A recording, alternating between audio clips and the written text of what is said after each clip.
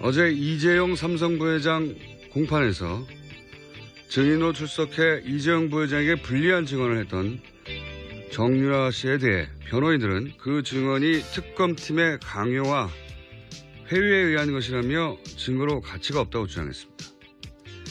이에 특검팀은 정 씨가 먼저 연락했고 이동 지원을 요청해 도움을 줬을 뿐 정 씨가 자의로 판단하고 자의로 출석한 것이라고 반박했고 정 씨 본인 역시 자신의 판단으로 출석한 것이라고 말했습니다.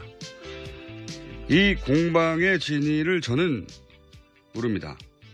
다만 정유라 진술은 이재용 부회장에게는 매우 불리하게 작용할 수 있겠지만 정유라 본인에게는 세 번째 구속영장 청구를 피할 수 있게 만드는 유리한 진술임에도 정유라 변호인들이 오히려 그 진술을 극구 무효화하려는 이유를 저는 납득할 수가 없습니다.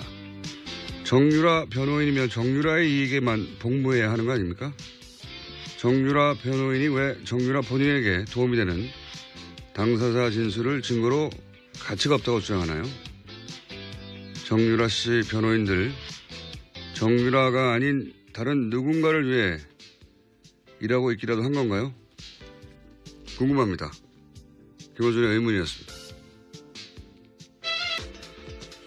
자, 오늘 게스트가 많습니다. 빨리빨리 갑시다. 네, 빨리 하시죠. 첫 뉴스가? 예, 어제 조대엽 고용노동부 장관 후보자 자진 사퇴 발표하기 전에 임종석 대통령 비서실장이 국민의당을 찾았습니다. 유감 표명을 한 건데요. 국민의당은 임 실장의 발언을 청와대 사과로 받아들이고 추경안 심사와 정부조직법 처리 등 국회의사 일정에 참여하기로 결정했습니다.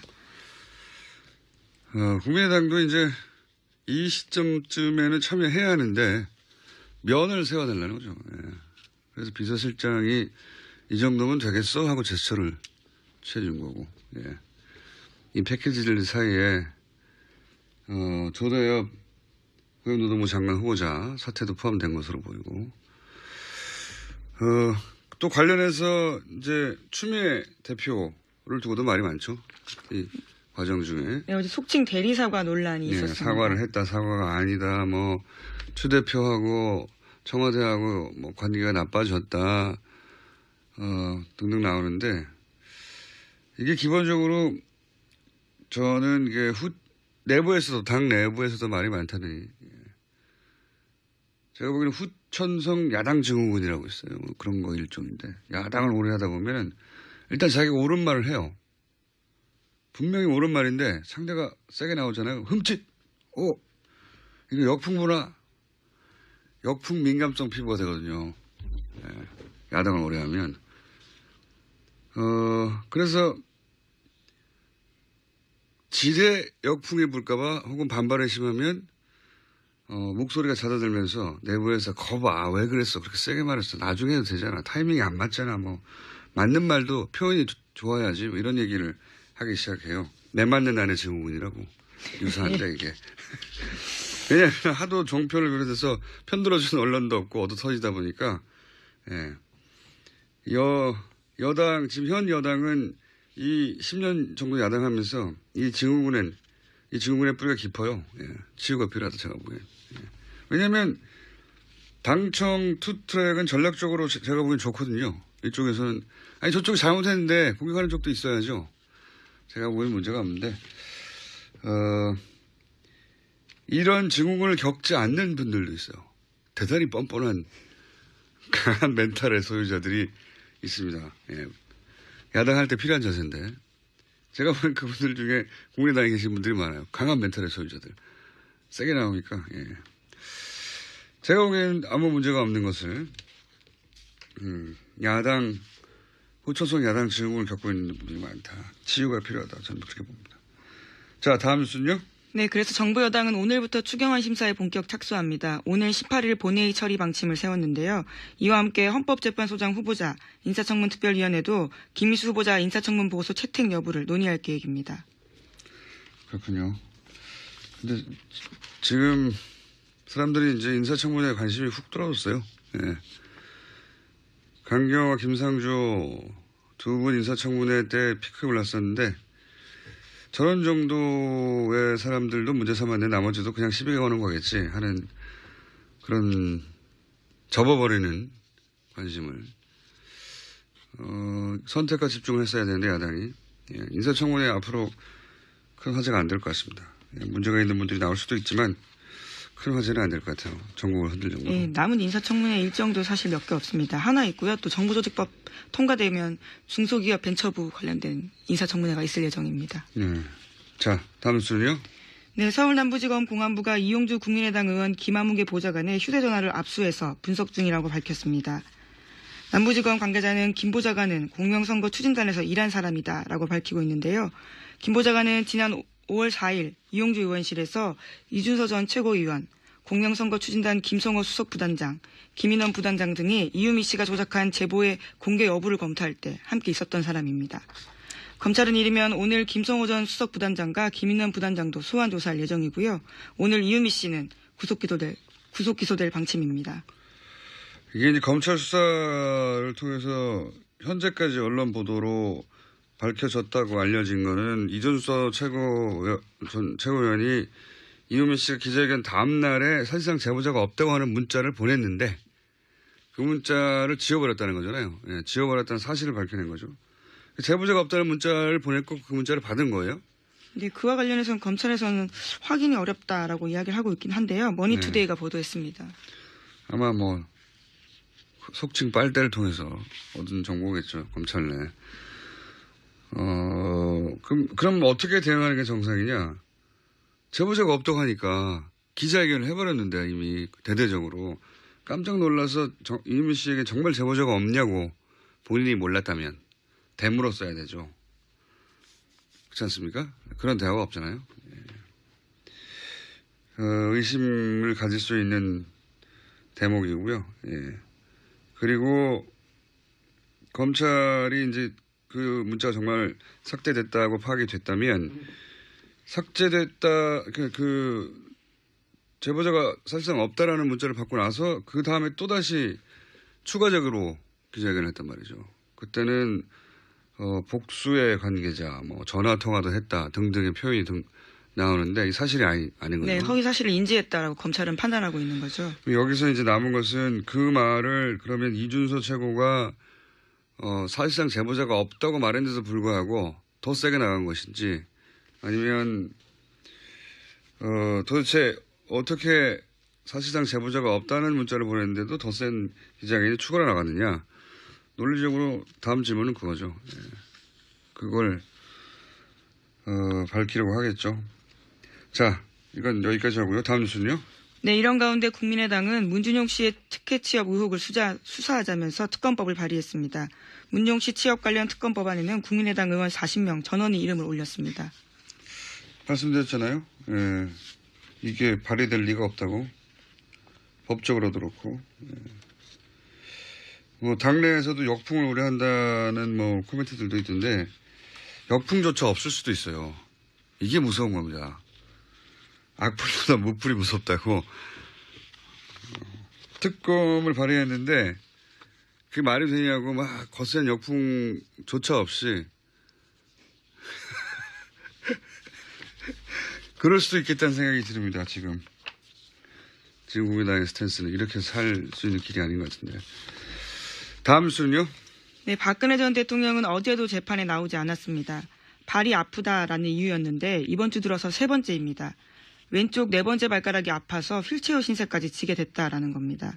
이에 따라 구치소의 소견서를 재판부가 검토했습니다.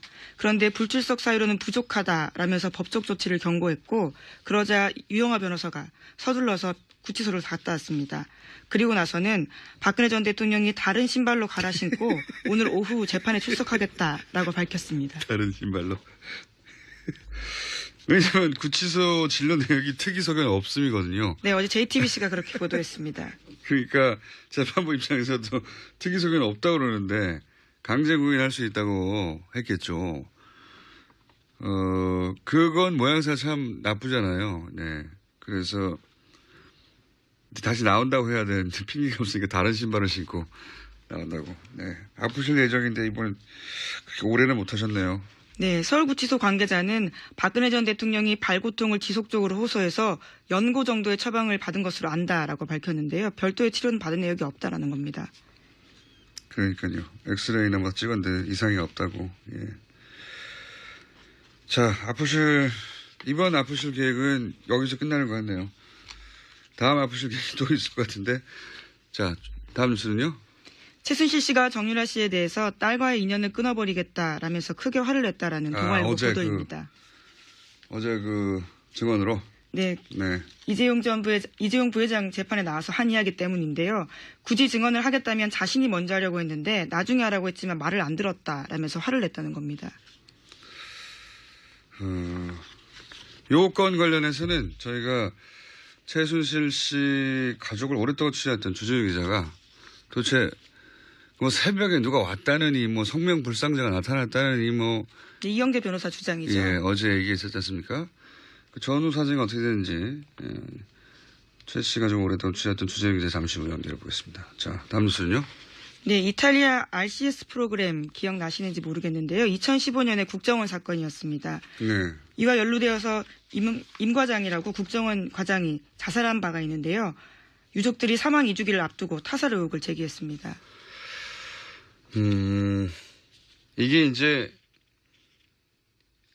타살 의혹이 상당히 있는 것이 누구도 단정할 수는 없습니다만 있는 것이 당시 보도로는 시신의 외상, 침입 흔적이 전혀 없다고 그랬거든요.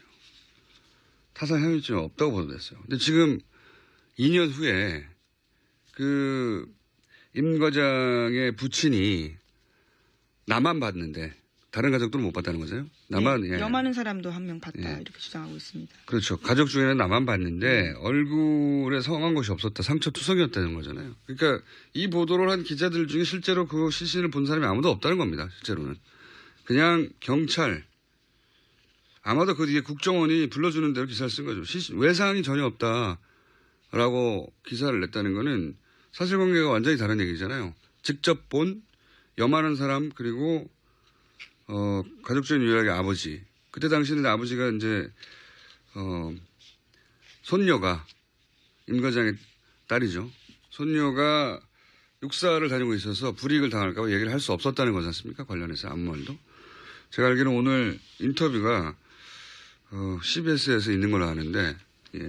내일도 오늘 오후에 그 기사가 이제 풀리면 많은 분들이 좀 더 자세한 내용을 알겠죠. 저희도 잠시 후, 일부에서 첫 번째 인터뷰에서 이 사안을 다루겠습니다. 자, 오늘 여기까지 하고요. 다음 주에 뵙겠습니다. 지금까지 시사인의 김은지였습니다. 감사합니다. 자, 방금 말씀드린 대로 어제 이재용 삼성 부회장 공판에 깜짝 출석한 정유라 씨 전후 사정, 최 씨 가족을 아주 오랜 시간 취재해온 주진우 기자 연결해서 잠깐 어떤 사연인지 들어보겠습니다. 안녕하세요.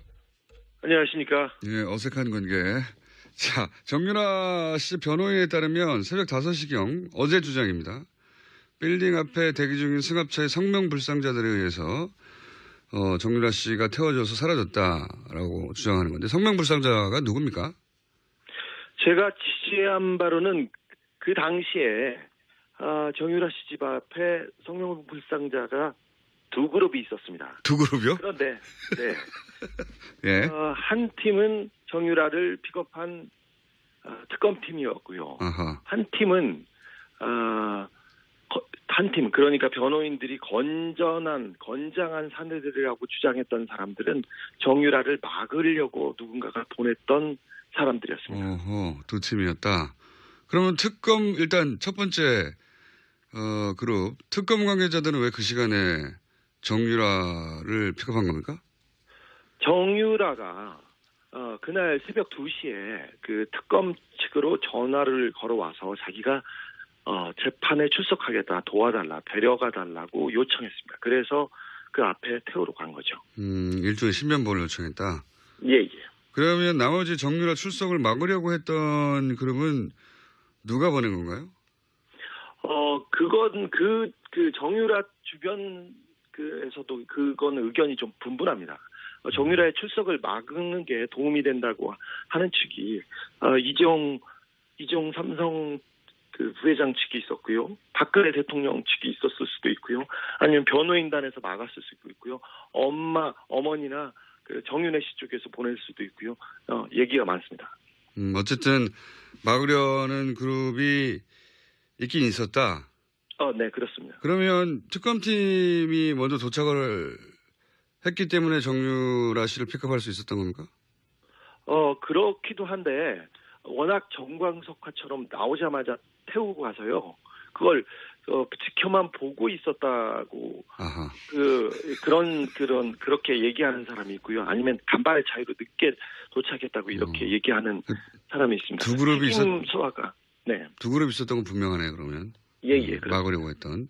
근데 그 막으려고 했던 팀을 누가 보냈는지 모르겠으나 새벽 2시에 특검팀이 연락을 해서 정유라가 출석하고 싶다고 자신을 픽업해달라고 일종의 신변보호 요청을 했고, 네. 그래서 특검팀이 달려갔고, 거의 뭐 같은 시간 혹은 뭐 약간 늦게 다른 한 팀이 그걸 막으려고 달려왔는데 막지 못했다. 결과적으로는. 그렇습니다. 정유라는 자신을 막으려고 새벽 5시에 건장한 청년들이 온다는 걸 알고 있었습니다. 그래서 2시에 전화를 했고요. 그래서 서둘러서 그 전에 빠져나가려고 노력했습니다. 스펙타클하네요. 예.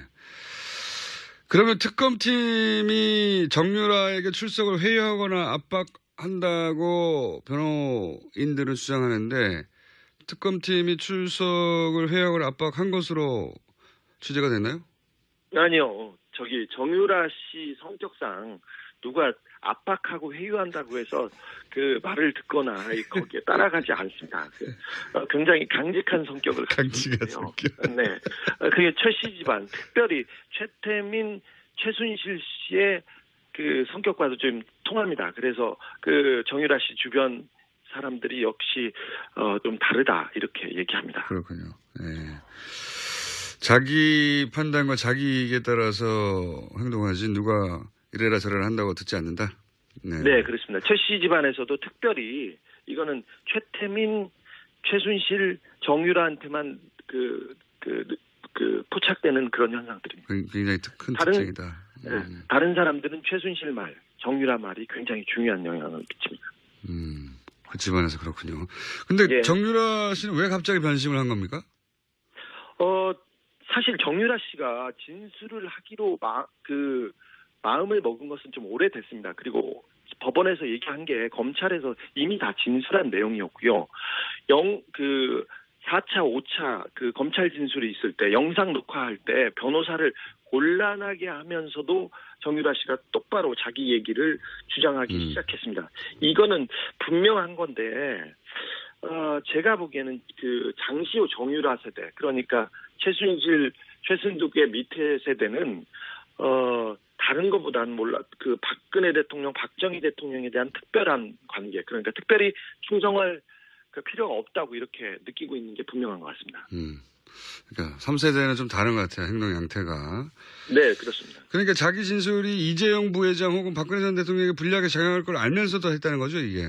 분명하게. 정확히 알고 있습니다. 그래서 나갔고요. 그럼에도 불구하고 정유라는 나가야 된다고 자기가 돌파한 거죠. 그래서 어찌 보면 정유라는 자신의 변호인들이 자기보다는 박근혜 대통령, 특별히 또 이재용 부회장을 위해서 움직이고 있다는 것을 정확하게 알고 있었어요. 그럼에도 불구하고 자신의 진술이 그들한테 불리하게 반영될 건 알면서도 정유라가 정확하게 지금 자기 얘기를 하고 있는 겁니다. 의미를 알고 얘기하고 있는 거다. 근데 그렇죠. 그 중에서 이제 모친 최순실에게도 불리하게 작용할 진술이 있는데 네. 이건 어떻게 이해해야 됩니까? 최순실 그러니까 특별히 엄마한테도 불리하게 작용한다는 걸 정확하게 알고 있습니다. 정유라는. 하지만 정유라와 최순실 관계를 일반적인 가족, 일반적인 모녀 관계하고는 조금 달리 보는 게 맞습니다. 정유라는 지금 박근혜도 중요하지 않고 최순실도 중요하지 않고 오직 정유라 자신, 그리고 아이에 대한 권리, 친권에 대한 권리가 위협받고 있다는 것이 굉장히 중요한 부분이어서 유일한 관심사가 자기가 구속이 돼서 아이를 뺏길 수 있다는 그거에 대한 두려움 때문에 정유라는 지금 계속해서 여론, 그러니까 국민들이 자기를 좀 나쁘게 쳐다보면 구속영장이 청구될 수 있다는 그 부분에 대해서 굉장히 심각하게 보고 있습니다. 혹시 이 전체 과정에서 워낙 이제 돈 얘기가 빠지지 않는 집안이라 돈 얘기가 오고 갔는지에 대한 정보는 구체적인 정보는 없습니까? 거기에 대해서는 구체적으로 정유라가 어떻게 생각하고 있는지는 정확하게 모르겠으나, 아까 말했듯이 정유라 씨가 임신했을 때, 고등학교 2학년 때 임신했을 때 집에 있는, 서랍에 있는 보험 증서하고 통장을 다 들고 이렇게, 가출을 해서 동거를 합니다. 그리고, 독일에 있을 때, 덴마크에 있을 때, 정유라 씨가 특별히 돈 부분을 좀 챙겼다고 생각이 되는 정황들이 많습니다. 그래서 그렇게 따져보면 돈 얘기가 이 집안에서는 굉장히 중요하기 때문에 이런 문제가 거론되거나 생각됐다고 하는 게 조금 이상한 일은 아닙니다. 이상한 일은 아닌 집안입니다, 여기. 구체적인 정보는 아직까지는 없는데 그런 이야기가 오고 갔다고 해서 이상할 것은 없다. 예. 네, 그렇습니다. 마지막 질문인데요. 정유라 씨 진술로 삼성 측이 당황을 많이 했습니까? 어제 제가 현장에 못 가봐서. 지금 삼성 측은 거의 패닉입니다. 자기네들의 입장에 따라서 지금 재판을 치르고 있습니다. 특별히 삼성 관계자들은 다 입을 닫거나 도망가거나 절대 얘기를 하지 않고 있습니다. 그리고 이재용 씨 재판에, 이 뇌물 재판에서 이재용이 무죄를 받을 경우 박근혜 대통령 박근혜 씨의 죄도 뇌물죄가 없어진다는 그런 공통적인 이익 때문에 모든 부분을 여기에 맞춰 있는데, 정유라 씨가 법정에 나와서 진술을 함으로써 결정타를 맞았다고 보죠. 약간의 삼성은 패닉에 빠져 있으면서 계속해서 특검에서 증인을, 정유라를 빼돌려 가지고 이렇게 얘기했다고 이렇게 설득하고 있습니다, 언론을. 근데 조금 힘이 빠진 상태고요. 맥이 빠졌다고 자기네들도 자평하고 있습니다. 알겠습니다. 오늘 여기까지 하고요. 자, 계속 시작 부탁드립니다. 감사합니다. 네. 지금까지 시사인의 어색한 주진우 기자였습니다. 직원 마티즈 자살 사건이라고 불리는 사건 기억하십니까? 이탈리아 해킹 프로그램을 국정원이 구입했고 국내 사찰용으로 사용됐다는 의혹이 불거지자 관련 부처의 실무 책임자였던 임모 씨가 유서를 쓰고 사망한 채 발견된 사건입니다. 그런데 그 자살 현장으로 갈 때 마티즈를 타서 마티즈 사건이라고 불립니다. 자, 당시는 시신의 외상 침입 타살 혐의점이 없다고 보도됐는데 어제 임 과장의 부친이 완전히 새로운 증언을 내놨습니다. 발견 당시 아들은 얼굴과 몸에 상처 투성이었다. 이 문제 다뤄보겠습니다. 두 분 나오셨는데요. 본인 소개를 해 주십시오. 이 시대의 참 정확인 정청래입니다. 정확인.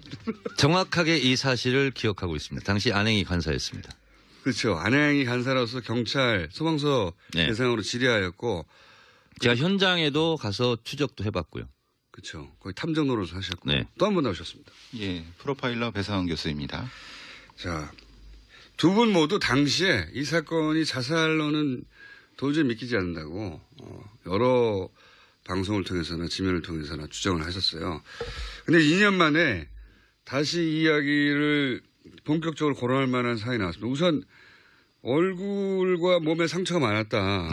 이렇게 하자 그거는 화재 때문에 상처가 난 거를 부친이 잘못 오인한 것이다. 이런 해명이 나왔잖아요. 당시는 화상 이런 얘기가 전혀 나오지 않았고요. 그리고 제가 그 시신 사진도 실제로 경찰이 보여줘서 봤거든요. 근데 불나지 않았어요. 연기 때문에 질식사 하는 걸로 추정을 했었는데 거기에 화상을 입었다는 것은 도저히 이해할 수 없죠. 그것도 얼굴도 사실 제사히 볼 수는 없었잖아요. 경찰 해명은 화상이고 그래서 이제 부친은 타박상으로 주장을 하고 있는 것 같아요. 지금. 지금 아마 CBS 지금 인터뷰. 뼈까지 이렇게 상하지 않았나 할 정도로 많이 맞았다는 얘기죠. 그렇죠. 예, 아무래도 이제 그 당시에는 시신을 보셨을 때는 옷을 입고 있는 상태였기 때문에 아마 부검하나 검안할 때는 옷을 옷을 탈의한 상태고 그렇죠. 그때는 이제 말하자면 그 멍이라든가 이런 게 나타나니까 부친께서는 그걸 보신 거고 그러니까 사진상으로는 나타나지 않을 수 있는 그러니까 뭐 아무리 그래도 자신의 아들의 그 타박상인지 화상인지를 구별을 못할 수는 없는 거죠. 그건. 그리고 번개탄으로 옷 입고 있는데 안에 화상이 있을 수 있나요? 예, 그건 사실 납득하기 힘든 부분입니다. 예. 미스테리입니다. 자, 그러면 뭐 그런 후에 여러 가지 얘기도 하셨습니다. 뭐 자살할 성격과 상황이 아니었다 아들은 또 당시 이런 말을 못했던 이유는 손녀 임 과장의 딸이 육사에 있어서 그 손녀의 미래가 걱정이 돼서 며느리가 좀 만류하고 그런 문제에 대해서 겁났겠죠 당연히. 네. 그러다가 이제 이주기가 돼서 비로소 용기를 내서 얘기를 한 건데 자 지난 2년 전에 의원님이 직접 이 사안을 그 안행 간사로서 사실상 탐정추로 추적을 하셔서 네. 그 의혹을 7대 의혹을 사건 터지자마자 정리하셨잖아요. 네네. 다시 한번 말씀드립니다. 빠른 속도로 말씀드리면요. 네. 임 과장 부인이 112로 신고한 다음에 취소합니다. 그리고 확인해보니 취소가 안 된 것 같다. 어떻게 알았죠? 취소가 안 된다는 것을. 그리고 다시 재신고를 합니다. 석연치 않습니다. 그런데 나중에 정보위에서 신경민 의원이 들은 바를 전해준 것은 뭐냐면 국정원 3차장, 임 과장이 소속이 국정원 3차장 소속이었는데 오전 8시 40분에 119로 신고해라 이렇게 지시를 내렸답니다. 국정원에서 네. 연락 와서. 네, 두 번째는 그건 말도 안 되는 거죠. 그렇습니다. 소방대원들이 현장에 가서 거미줄 치겠다고 무전을 합니다. 네. 보통 거기에는 제가 현장에 가봤는데요. 핸드폰이 터지지 않습니다. 그럼 무전을 할 수밖에 없는데 거미줄을 치겠다는 것은 핸드폰으로 통화하겠다는 겁니다. 그 이제 은어죠 자기들끼리. 네. 무전하다가 무전은 이제 개방된 채널로 누구나 다 들을 수 있으니까. 핸드폰으로 바꿔라. 네. 이게 이제 거미줄 치자는 건데. 근데 예. 무전하는 동안에도 발견했다는 말이 없었던 겁니다. 그러니까 이게 이상한 지점은 뭐냐면 소방대원이 실종자를 찾는데 갑자기 거미줄 치자고 따로 네. 통화하자고 한 다음에 실제 소방대원이 했던 무전 내용에는 시신을 발견했다, 뭐 차량을 발견했다 네. 이런 내용이 전혀 없는 거죠. 그리고 차량 발견 시간이 11시 30분인데 시신은 한 27분 후에 발견합니다. 그래서 제가 이렇게 얘기하죠. 마티즈가 항공모함도 아닌데 어떻게 이렇게 늦게 발견하냐. 차량과 시신이 같이 있었는데 네. 발견 시간이 한참 후에요. 그리고 당시 안행이 김민기 의원도 같이 있었는데요. 김민기 의원이 한테 처음에 보고한 것은 시신은 뒷좌석에서 차량 뒷좌석에서 발견됐다. 국회에 첫 보고를 합니다. 그런데 하루 후에 운전석에서 발견했다. 정정합니다. 이 해명도 석연치 않습니다. 석연치 않은 정도가 아니라 있을 수 없는 일이죠. 그 앞좌석과 뒷좌석을 어떻게 헷갈립니까? 자, 그리고 무선 녹취록에 의하면 당시에는 신원이 알려지지 않았어요. 40대 무직 남성입니다. 근데 네. 경기도 소방본부가 현장에 출동합니다. 이런 일은 없죠. 무직 남성인데. 네. 그리고 여섯 번째는 제가 이제 그때 당시에 7대 의혹을 제기한 것 중에 여섯 번째는 소방본부가 경기도 소방본부가 출동했다는 건 무직 남성으로 신고를 했는데도 불구하고 소방본부는 이미 알고 있었다는 거죠. 다른 데서 연락 받아가지고. 네, 그렇죠. 신원을 알고 있었다. 그리고 임 과장 집을 제 아파트를 가봤어요. 바로 옆에 용인 동부경찰서가 있습니다. 바로 앞에. 근데 신고를 하려면 바로 옆에 있는 데 가서 해야 되잖아요. 그렇죠. 급한데. 근데 5km를 운전해가지고 동백 소방파출소로 가서 하죠. 이상한 일입니다. 근데 소방파출소와 경찰파출소가 바로 옆 건물로 붙어 있습니다. 왜 5km로 갔을까요? 그때. 그리고요. 임 과장 마티즈 차량을 사망 다음 날 바로 폐차하죠. 처음에 발표는 장례식 다음 날 발표했다고 그러는데 JTBC 특종에 의해서 예. 다음 날 폐차한 걸로 돼 있는데 이게 제가 제기했던 7가지 의혹인데 그 후로 저희가 안행일을 하면서 그 업체, 폐차 업체는 또 국정원 거래업체라는 걸 JTBC가 네, 그렇습니다. 네. 그래서 저희가 또 안행일을 하면서 또 다시 캐낸 의혹이 뭐냐면 소방차가 진입을 하지 않습니까? 진입해서 현장에 도착하는 한 27, 8분 네. 이 CCTV 화면만 칼로 자른 듯이 없어집니다. 근데 뭐 그때 당시 소방본부 해명은 날씨가 더워서 에어컨이 안 틀어져서 뭐 그걸 작동이 안 했다 어쨌다 이렇게 얘기하는데 그것만 그러니까 사라집니다. 이 말씀 뭐냐면은 그 현장에 도착을 해가지고 최초의 순간들이 사라졌다는 거예요. 네. 그렇죠. 그랬어요. 네. 가장 중요한 장면만 사라졌어요 지금. 그 차량에 달려있는 CCTV가 있는데 그걸 보려고 했더니 어떻게 조처를 했는지. 그리고 이제 거기가 화산이 34번지인데요. 그 버스 정류장이 있고 입구가 있고 조그만 길로 이렇게 올라가는데 네. 소방차가 소방관들이 도착했을 때 국정원 직원이 와 있었죠. 반바지 차림에. 이미. 네, 이미. 네. 그리고 그 마티 차량이 발견된 그 현장에도 국정원 직원이 또 있었다고 네. 알려지고 있습니다. 최초에 사실 국정원이 이제 가족에게 출근 시간이 8시인데 한두 시간 늦었다고 해가지고 갑자기 실종 신고를 하라고 국정원 차장을 네. 이게 말이 안 되는 상황이죠. 죽는지 알고 있었다는 거죠. 예, 네. 이거 진짜 의심스러운 거. 예. 이것도 이제 김민기 의원이 지역구예요, 거기가 근처. 그래서 본인이 그냥 대충 이렇게 추리닝 입고 가서 본대요, 이렇게 보는데. 트레이닝복이라고 해주십시오. 전직 국회의원님. 추리닝. 근데 예. 마티즈 차량이 이렇게 진입해 있었잖아요. 예. 운전석 앞바퀴에 돌이 고여 있었고, 그렇죠. 예. 그리고 뒤에 오른쪽 조수석 뒷바퀴에 돌이 고여 있었는데 김민기 의원 말로는 큰 돌이 없고 거기에 큰 돌을 찾기 어려요. 그 오물조물한 조그만 돌이 몇 개가 이렇게 고여 있었다는 거죠. 아니 근데 죽을 사람이 무슨 차가 뒤로 움직일까봐. 이제 곧 죽는데 이게 말이 안 된다. 말이 안 된다. 그러니까 이 사실도 크게 보도되지 않았는데 현장을 가신 분들이 아는 거죠. 차량이 뒤로 밀리지 말라고. 왜냐하면 산이니까. 뭐 곧 자살할 사람인데 앞바퀴 왼쪽, 뒷바퀴 뒤쪽 하나에 돌을 개서 안 움직이게 해놓고 그냥 사이드만 올리면 지금 급한데요. 그렇죠. 사이드만 올리는 걸로 당시 이제 소방본부는 이렇게 얘기합니다. 왜 늦게 출동했냐. 네. 경찰은 12시 50분에 도착합니다. 엄청 늦죠, 경찰은. 근데 소방본부하고 8차례 통화를 합니다. 장소를 못 찾아가지고. 그리고 소방본부도 그 지점을 못 찾았다는 거 아니에요. 제가 가봤어요. 화산리 34번지가요. 마티 차량 발견된 지점이고요. 그리고 오인을 해가지고 산 77번지를 자기들은 찾았다는 거예요. 한 200-300m밖에 안 떨어져 있는데 그것이 외길입니다. 그러니까 산 77번지든 화산리 34번지든 그냥 GPS 찍고 내비게이션 찍고 가면 바로 알 수 있는 거예요. 근데 그거를 그 장시간 동안 못 찾았다는 거 아니에요. 자, 여기까지가 이제 당시 안행이 간사라도 현장을 직접 보고 또 경찰의 질의하고 소방서의 질의해서 들은 이야기 중에 너무 이상한데 라는 내용들을 간략하게 되짚어 본 겁니다. 의원님은 이제 들어가시면 됩니다. 집 근처이기 때문에 좀 이따 갈게요. 자, 이제 이런 이야기들도 있지만 또 자살로 보기엔 너무 어렵다는 정황은 이 이외에도 너무 많았어요. 그렇죠? 좀 정리를 해 주십시오. 예, 기본적으로 이제 그 마티즈 안에서의 상황. 예. 말하자면 뭐 번개탄을 앞뒤로 피워놓은 상황과 그리고 유서가 있었던 그 공간에 대한 문제들. 예. 그러니까 초기에는 그 뭐 번개탄이 조수석에 있었다. 예. 또 다른 거는 또 이제 바뀐 거는 조수 앞에 있었다라고 하고 그럼 지금 문제와 상충되는 부분이죠. 시신이 오른쪽으로 살짝 그 옆에 있었다라고 하면은 분명히 그 번개탄의 열기에 의해서 머리카락이 타거나 이랬어야 되는 부분인데 그게 설명이 안 되는 겁니다. 그랬더니 아까 의원님 말씀하신 것처럼 그러면 애초에 시신은 뒤에 있었던 게 맞다.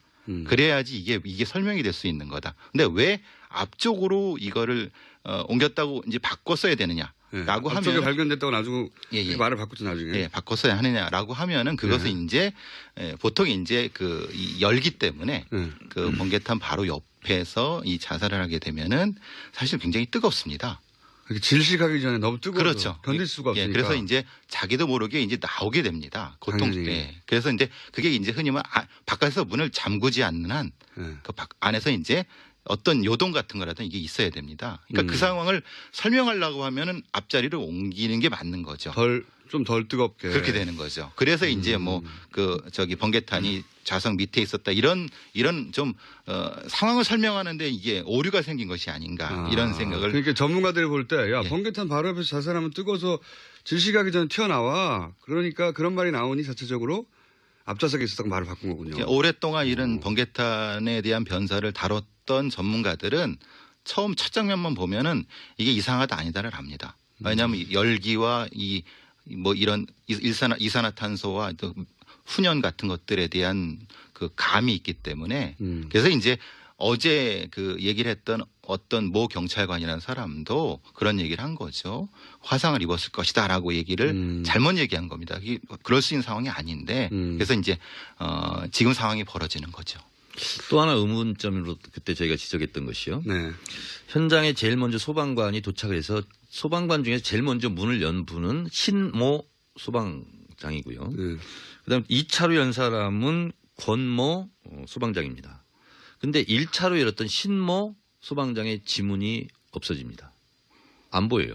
근데 없어지면 다 없어져야 되잖아요. 근데 권모 소방장 지문은 나옵니다. 그래서 제가 그랬어요. 제일 먼저 문을 연 사람의 지문은 없다. 두 번째 연 사람은 있다. 이게 뭐냐 도대체 이런 거고. 또 하나는 지문 감식을 잘 해야 되지 않습니까? 요즘은 지문 조그만 흔적 하나 가지고도 살인범을 잡고 있잖아요. 며칠 전에 뉴스에 가면. 쪽지문. 예. 근데 쪽지문 17개가 나옵니다. 이거에 대한 조사를 안 합니다. 17개요? 네. 7명도 아니고? 네. 그러니까 지금 의원님 말씀하시는 상황을 보면은 첫 장면의 신모 소방관이 열었을 때의 상황과 두 번째 그 소방관이 열었을 때 상황이 틀린 거죠. 시신의 상황이나 이런 것이 틀렸다고 합리적으로 추론할 수가 있는 거죠. 첫 번째 이후에 뭔가 작업이 있고 닦인 정황 이런 걸 의심해 볼 수 있는 거네요. 그래서 제가 그때 의혹을 제기했던 것이 처음에 소방관들이 가서 찍었던 임모 과장의 시신 상태와 나중에 12시 50분에 이제 경찰 아주 늑장 출동해요. 저희들은 왕따 당했다. 경찰이 오히려. 아니 어떻게 12시 50분에 도착을 해요. 소방은 훨씬 더 일찍 훨씬 갔고. 근데 소방관도 한참 헤매다가 갔고. 네. 근데 그 시신 상태가 틀린 것 같다. 왜냐하면 제가 봐도 좀 틀렸어요. 그때 나중에 경찰이 뭐 부랴부랴 와서 사진을 갖고 와서 사진을 찍는 각도가 틀려서 그렇습니다. 달라서 그렇다. 네, 그렇게 이제 해명을 했는데 제가 봐서는 이게 달라요. 그래서 만지지 않았나 시신을 현장이 보존이 안 됐다. 저렇게 강력하게 그때 의혹을 제기했었죠. 기본적으로 이제 사진을 찍는 각도는 매뉴얼이 있습니다.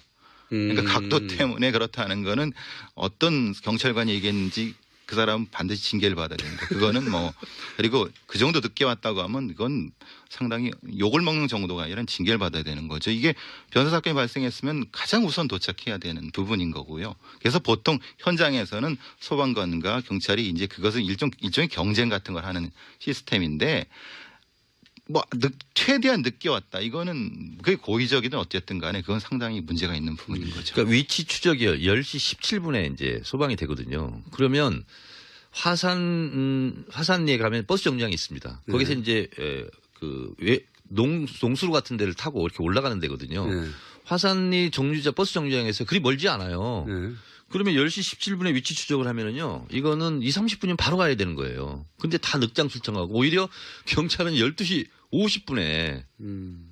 그 장소 가요. 말씀하시니까 또 생각나는 게, 그 새벽에 거기 가서 굳이 지금 이제 수풀이 빽빽하고 기억에 나실지 모르겠는데, 경사진대로 올라가는데 거기는 차량이 가는 길이 아니거든요.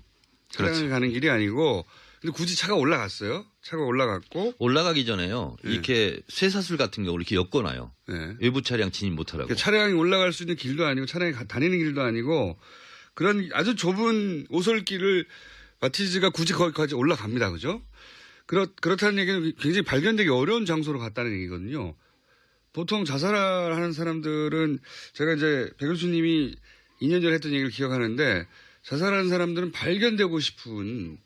발견되고자 하는 욕구가 있다. 네, 그렇죠. 그 관점에서 이 현장이 너무 이상하다고 말씀하셨잖아요. 그렇죠.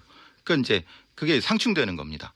자기가 지금 유서를 써갖고 억울하다, 해서 내가 억울한 걸 이제 보여주고 싶은 건데 장소는 후미진 곳이고 거꾸로는 또 휴대폰이 켜져 있는 상태라고 하면 휴대폰을 켜질 거면은 그냥 가까운 데서 하지. 그렇죠.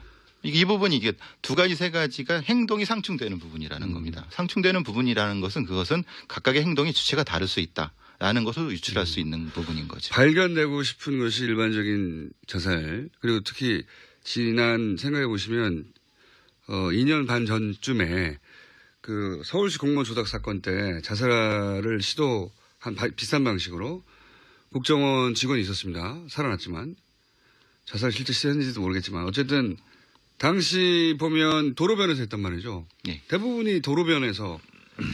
근데 임 과장은 휴대폰을 켜놔요. 발견되고 싶은 거죠. 유서도 바로 옆에 놔둬요. 자기 사정을 알길 원하는 거죠. 근데 차량은 도저히 발견하기 힘든 곳에 가가지고. 그렇죠. 이게 네, 앞뒤가 안 맞는다. 아버지의 증언에 의해서 새롭게 제가 제기되는 의문은 뭐냐면 임 과장이 마티즈가 패스헤로 TV에 찍힌 마지막 시간이 6시 23분입니다. 예. 자, 그러면 아버지의 증언에 의하면 그 6시 20분까지 갈 때 뭐 슈퍼 들고 편의점 들고 다 하거든요. 뭐 살 거 사고. 네네네. 실제로 그건 임 과장이 맞는 걸로 저희는 확인을 했어요. CCTV 이상. 근데 네. 얼굴이 그렇게 상처투석이라면 편의점을 못 가죠. 그렇죠. 그렇잖아요. 그렇죠. 상처는 그 이후에 있었다는 얘기네요. 그러니까 6시 23분 이후에 있었다는 거죠. 예리하십니다, 의원님. 오늘 네. 새로 나온 거네요. 그렇습니다. 그러면 6시 23분부터 사망 시간까지. 근데 처음에 이제 보고를 하는 것이 사후 경직이라고 얘기합니다. 소방관이 처음. 그건 전문가 이쪽에 계신데. 네. 근데 사후 강직은 사망 그 사후 강직이 나타나는 것은 사망 5시간, 6시간 그 정도 전에 죽었다는 거예요. 그리고 나서 사후 강직이 일어난다는 거거든요. 첫 번째 발견이 사후 강직이다 이렇게 얘기해요. 그러면 아버지의 증언이 맞다면 6시 23분 이후에 구타를 당했거나 폭행을 당한 거죠. 그래서 가능성이 있는 거죠. 지금. 가능성이 있는 거죠. 네. 시간상으로 이제 사후강직이 당시에는 7시간, 네. 최대 7시간. 근데 이제 외부 조건에 따라서 5시간. 이게 사실은 애매한 그 언저리에 있는 상황에서 네. 그런 부분이었고 의원님 말씀하신 대로라고 하면은 그 시간이 조금 이제 흐트러질 수 있는 거죠. 네. 주장하는 부분에 대해서. 그리고 또 그 교수님이 그때 당시 굉장히 강력하게 얘기했던 것 중에 하나가 유서의 내용이 이상하다. 유서가 발견되는 정황들, 그러니까 발견되고 싶은 것과 발견되지 않기를 원하는, 그러니까 발견되지 않기를 원했다기보다는 은밀한 곳에서 뭔가 작업이 필요했던가 이런 추정할 만한 그런 의심이 드는 상반되는 징후가 있다고 하셨는데 유서 내용 자체도 너무 이상했잖아요. 그 대목도 짚어주셨는데 그때. 예. 유서에 이제 저는 가장 충격받던 게 감사합니다로 끝나는 유서입니다. 정말 어처구니 없는데. 예. 유서로서는 있을 수 없는. 유서 마지막에 감사합니다라고 써 있어요. 그렇죠. 네. 그리고 그 첫 장은 이제 그 원장님, 국장님 세 분을 다 언급하면서 네. 실제로는 내가 잘못된 거 없고 막 이렇게 내국인 사찰은 절대 없다. 절대 없다. 네. 그리고 유서에 첨언, 첨삭 이런 게 나타나거든요. 첨언, 첨삭 감사합니다. 그 보통 유서를 3,000개 넘게 연구한 그런 심리 분석 이런 거를 봐도 감사합니다. 라고 이런 부분이 있을 수 있을까? 물론 있을 수는 있다고 봐도 너무 특별한 상황이라면 그렇죠. 그렇죠. 특별한 상황이고 그럼 그 상황이라고 하면 실제로 자신이 죽을 거면 가족에 대한 여러 가지 면에서는 애틋함. 근데 그것도 좀 이상한 것은 가족을 보고 나왔잖아요. 네. 보고 나왔는데 그 유서를 가족한테 한다는 거예요. 그러니까 이 부분이 이제 그 유서로서는 이상하다. 그때 당시에는 그런 문제점을 제기를 했었죠. 내국인 사찰은 절대 없었지만 자료는 다 삭제했다. 내용이 그렇습니다. 그러니까 이게 해킹 프로그램이 이제 들통나면서 벌어진 네. 일 아닙니까? 그리고 그 당시 제가 또 정보회의를 저는 19대 초반기 했기 때문에 저는 가장 믿을 수 없는 해명이 뭐냐면 이거는 북한 정보를 캐기 위해서 한 거다. 그거는 정보라는 것은 굉장히 민감해서 어떤 경로로 캔다 하는 것이 그것이 가장 고급 정보예요. 그걸 국정원 스스로 정보기관이 발설하는 경우를 그거 어디 국내 있어요? 사찰이 아니라는 말을 하기 위해서. 그렇습니다. 네. 그러니까 그 정도로 코너를 몰렸고요. 임 과장이 사고 당일날 또 국정원에 가서 감찰을 받는 그런 날이었어요. 계속 연이어서 잠 못 자면서 감찰을 받은 거죠. 그리고 그날도 감찰을 받아야 되는 날이었어요. 그래서 이제 이 유서 내용 관련해서 내국인 사찰은 절대 없었지만 사찰이 절대 없다는 자료는 다 삭제했어요. 사찰이 절대 없으면 보여주면 되잖아요. 그리고 그러면서 국정원 업무를 방해받지 않게 해달라고 부탁하고 자살합니다. 자살의 유서 내용으로는 자살할 이유가 없어요. 국내 사찰도 없고. 유서에 당부의 말이 많죠. 그러니까요. 국정원 잘못이 없다 그러고. 국정원의 잘못이 없고 그러니까 이 자살하는 사람이 억울하거나 막 괴롭거나 이게 아니고 살차도 없고 자료도 다 삭제되어 있고 그러면서 국정 업무를 방해받지 않게 해달라고 한 다음에 그리고 감사합니다 하고 자살해요. 그러니까 역설적으로 보면 유서 내용으로만 치면 자살할 이유가 없죠. 아무것도 없는 사람. 네. 특히 마지막에 감사하다는 얘기는 오싹한 지점도 있습니다.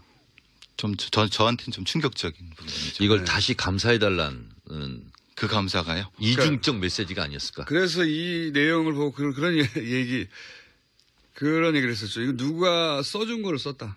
예, 그대로 옮겨 썼다. 그리고 본인의 입장이 아니라 국정원의 입장이 담긴 거다, 이 안에. 이 한 사람의 죽음으로 더 이상 국정원에 대해서 문제 제기하지 말아달라라고 하는 국정원의 당부가 담긴 것이지 어떻게 이게 자살한 사람의 유서냐. 지금 시점에서도 2년 전에도 저는 이렇게 그걸 의심했었거든요. 지금 이제 그 부친은 예. 손녀딸, 임 과장의 딸이 이제 육사생도였어요. 그래서 딸 때문에 발설하기가 어려웠다. 이렇게 얘기하잖아요. 저는 키맨이 누구냐? 임 과장 부인이라고 생각합니다. 임 과장 부인은 지금 한 번도 언어 코멘트도 없어요. 아무것도 모를 수도 있고 너무 충격받아서 그럴 수도 있고 아니면 뭐 국정원에게 입을 다물라고 얘기를 들었을 수도 있고요. 근데 임 과장 부인은 어찌됐든 동백 파출소로 바로 옆에 있는 동부경찰서로 가지 않고 5km 떨어진데 운전을 해서 갑니다. 이상한 지점이죠. 그리고 112 신고했는데 취소가 안 된 걸로 확인되고 있다. 빨리 취소해달라. 그로 추정을 국정원에서 해보면 연락하고 있었다니. 계속 누군가하고 통화를 하고 있지 않았을까. 아니면 동행했을 수도 있죠. 아예. 누군가. 그럴 가능성도 있고. 왜냐하면 그래야지 이걸 따라서 가지. 사실은 남편이 실종됐다는 이 심리 상태에서 게다가 회사에서 보통 회사니까 국정원에서 빨리 실종 신고하라는데. 그렇죠. 그런 당신도 혼미한 운전을 하러 가다가도 보이면 바로 신고해야 되는 게 아내 입장인데. 근데 왜 동백 파출소로 5km나 떨어져가지고 갔냐고 해명한 게 뭐냐면 딸이 미술학원이 그쪽에 있어서 그딸 이렇게 그때 얘기를 했었어요. 자, 시간이 아쉽네요. 저희가 마무리를 할 만한 시간이 못 돼가지고 한 5분 정도 더 필요한데 3부에 한 3, 4분만 더 이어가도록 하겠습니다. 3부에서 다시 뵙겠습니다. 네, 김어준입니다. 1부 첫 번째 인터뷰에 이어서 국정원 마티살 의혹 사건 정청래 의원 배상훈 교수님과 함께 첫 번째 인터뷰 시간이 좀 모자라서 마무리 못해서 마무리를 좀 하겠습니다. 총정리를 하자면 몇 가지 의혹도 쭉 저희가 짚었는데 이제 제가 보기에는 한 번 더 이 시간을 마련해야 돼요. 예, 추가로 어떤 답변들이 국정원 혹은 뭐 소방서 당시에 조사했던 기관들로부터 나오냐 따라가지고. 근데 이제 그 전에 지난 2년 전에 마지막 발표 기준으로 이상했던 점 한 가지 더 얘기를 해보자면 당시에 이 자살 현장으로 가는 길이 도로변의 삼거리입니다. 삼거리. 네. 바로 삼거리에 CCTV가 하나 있었어요. 그 삼거리 위치한 건물에. 그 건물의 CCTV를 확인해 보면 이 마티즈 차량이 새벽에 그 삼거리를 그냥 지나칩니다. 들어가지 않고. 그리고 몇 분 있다가 다시 돌아옵니다. 그러니까 둘 중에 하나죠. 그 자살하려고 하는 현장을 모르는 길이었다, 잘. 그래서 지나쳤다가 다시 들어갔다. 그런데 생각해보면 길도 모르는 곳에 가서 자살한다는 건 너무 이상한 거고요. 그게 아니라면 지나쳐서 누군가를 만났고 CCTV 찍히지 않는 그리고 다시 돌아왔다. 둘 중에 하나밖에 생각할 수가 없어요. 그 삼거리라는 것이 일반적인 삼거리가 아니고요. 약간 이게 굽어진 길인데 예. 그 일산으로 올라가는 길이 하나 조그만 길이 있기 때문에 삼거리라고 하는 거예요. 예. 그래서 실제로 CCTV를 저희가 추적도 해보고 저도 임 과장 집부터 그 현장까지 그 동선 따라서 움직여보기도 하거든요. 근데 곧장 일직선으로 가지는 않습니다. 왔다 갔다 하고 같은데 또 가고 뭐 이런 게 우왕좌왕하는 모습이 보이죠. 그런데 이제 어쨌든 자살하려고 가려는 현장 직전에 거길 지나쳐버려요. 들어가야 되는데. 그러니까 이게 길을 몰랐거나 그것도 이상한 일이죠. 예, 그렇죠. 근데 이제 그 저수지는 그 임 과장이 평소에 자주 갔던 곳이고 길을 모를 리가 없다는 것이 주변 사람의 전언이고요. 그러면 첫 번째 가능성은 제거되고. 그렇죠. 그런데 자살하려고 갔으면 거기서 그냥 자살하는 게 맞는 거죠. 근데 이제 다시 백해서 무엇인가 뭘 해야 되는데 사실 할 게 없죠. 이미 뭐 물건도 사가 있고 자살할 사람이라고 하면 가서 이제 마음 정리하고 자살하면 되는 건데 왜 다시 돌아왔을까? 그러니까 지나쳤다가. 그렇죠. 네. 그 부분에 이제 설명이 필요한 부분인 거죠. 그래서 누굴 만난 게 아니냐 뭐 이런 추정들이 그때 있었고요. 지나쳤다가 다시 돌아왔다는 얘기는 당시 보도 내용이 없었어요. 근데 이제 그 두 분이 이제 이 사건에 대해서 굉장히 관심이 깊어서 자세한 자료들을 뒤지다 보니 이상한 대목이 또 하나 등장한 거죠. 또 이상했던 것은 당시에 이제 보도는 됐는데 확인할 수가 없는 내용인데 동일 차량이 맞냐. 이 번호판의 색깔이 실제 발견된 건 녹색인데 CCTV에는 흰색처럼 보인다. 근데 해상도가 낮아서 확정할 수가 없어요. 그건 확인하기가 좀 어려웠어요. 어려웠어요. 네. 예. 근데 시선을 돌린 건 맞죠. 그러니까 왔다 갔다 한 부분에 대한 설명으로 하려고 하다가 이제 이게 녹색이냐 아니냐를 아예 실험을 하면서 시선을 그쪽으로 돌려버렸죠. 그렇죠. 예. 그리고 그거 외에도 범퍼가 다르다. 예. 근데 이것도 역시 해상도가 낮아서 그렇게 보이긴 하나 확정할 수 없는 정도 해상도가 낮아서 같은 차량이냐 아니냐는 얘기도 있었습니다. 그래서 이제 다른 차량이라면 받쳐놓은 돌이 다른 차량을 거기다 미리 갖다 놓은 거 아니냐 뭐 이런 얘기도 있었습니다. 이건 뭐 확인할 길은 없고. 확인할 길은 없는데 이제 의구심들이 그런 게 있었고요. 네. 그리고 또 이제 마무리를 해야 되는데 지금까지 나오지 않은 얘기가 많이 있는데 요 대목은 반드시 되짚어봐야 한다. 없습니까? 강조하고 싶은 부분은요.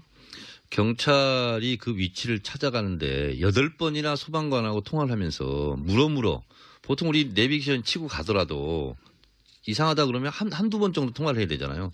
8번 통화를 해서 저희 안행에서는 왕따 당했다 경찰이 따돌림 당했다. 그래서 12시 넘어서 이제 그 현장에 도착하는데 현장이 다 사진 정리되고 나서 도착한 네. 거잖아요. 나중에. 그러니까 결국은 소방관은 수사기관이 아니기 때문에 현장 장악을 할 수가 없잖아요. 경찰이 제일 먼저 갔다면 현장 장악을 하고 다른 기관의 어떤 것이 끼어들지 않게 되잖아요. 그리고 자살이냐 타살이냐부터 따졌겠죠. 그렇습니다. 네. 자, 그런데 경찰이 이렇게 늦게 출동을 하고 곧바로 단순 변사 사건으로 종결을 해버려요.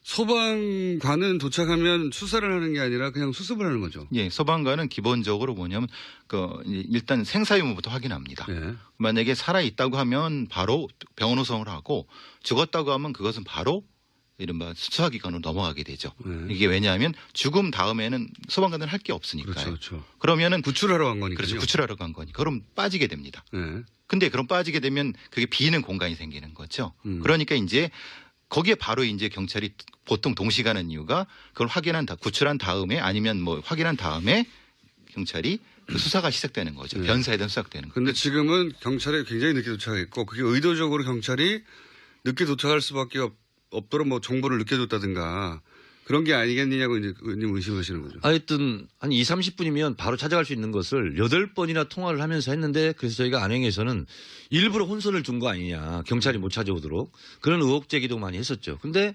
의외로 단순 변사 사건을 바로 종결해버려요, 경찰이. 종결은 바로 되죠. 그러니까 수사를 제대로 안 한 거죠. 만약에 임 과장 부친이 보신 게 맞다면 경찰은 당연히 몸에 상처를 확인했을 텐데 나중에 검안할 때 그 얘기가 없는 거죠, 지금은. 네, 그게 사라진 거죠. 전혀 그러니까 뭔가 통째로 빠지고 바로 마티즈 차량은 사망 다음 날 폐차해버리고 그러니까 모든 물증이 될 만한 것이 그냥 갑자기 사라지고 단순 변사 사건. 그것도 이상했었죠. 이렇게 처리되죠. 지금 가장이 사망했는데 바로 다음 날 그 차량부터 폐차한다는 게 말이 안 되잖아요. 예. 차량부터 폐차해버렸죠. 그래서 뭐 증거가 없어요, 이젠. 모든 게 다 사라져가지고. 마지막으로 여기까지만 하고 넘어가죠. 이제 사망 추정 시간이 장시 10시, 11시 오전 정도로 발표되고 발견 시간 11시 55분 정도. 그러니까 죽은 지 얼마 안 있어서 발견됐다고 추정되는 시간으로 발표됐지만 그 초기에 구급 대원들의 진술은 사후 경직이 심했다고 했거든요. 사후 강직이. 네. 예. 그러니까 죽은 지 오래됐다는 얘기 아닙니까? 최소한 2시간, 3시간. 3시간 이상. 그렇게 돼야지 그 정도의 강직이 나타날 수가 있다라고 추정을 할 수 있는 거죠. 뭐 사망한 지 바로 그렇게 될 수는 없거든요. 네. 그러니까 마티즈 차량이 마지막 폐쇄일은 6시 23분입니다. 6시 23분. 네. 발견된 시간이 11시 55분으로 돼 있으니까요. 그런데 이제 추정 시간은 10시, 11시 정도로 발표했거든요, 당시. 1시간 남짓 정도 전에 사망한 것으로 발표하였으나 사후 경직이 심했다고 하니까 그 발표 시간을 믿을 수가 없는 거죠. 그건 신뢰할 수 없는 거죠. 왜냐하면 그 시간 안에 그렇게 될 수는 없으니까요. 사후 경직이. 예, 최소한 2시간, 3시간은 돼야지 되는 거죠.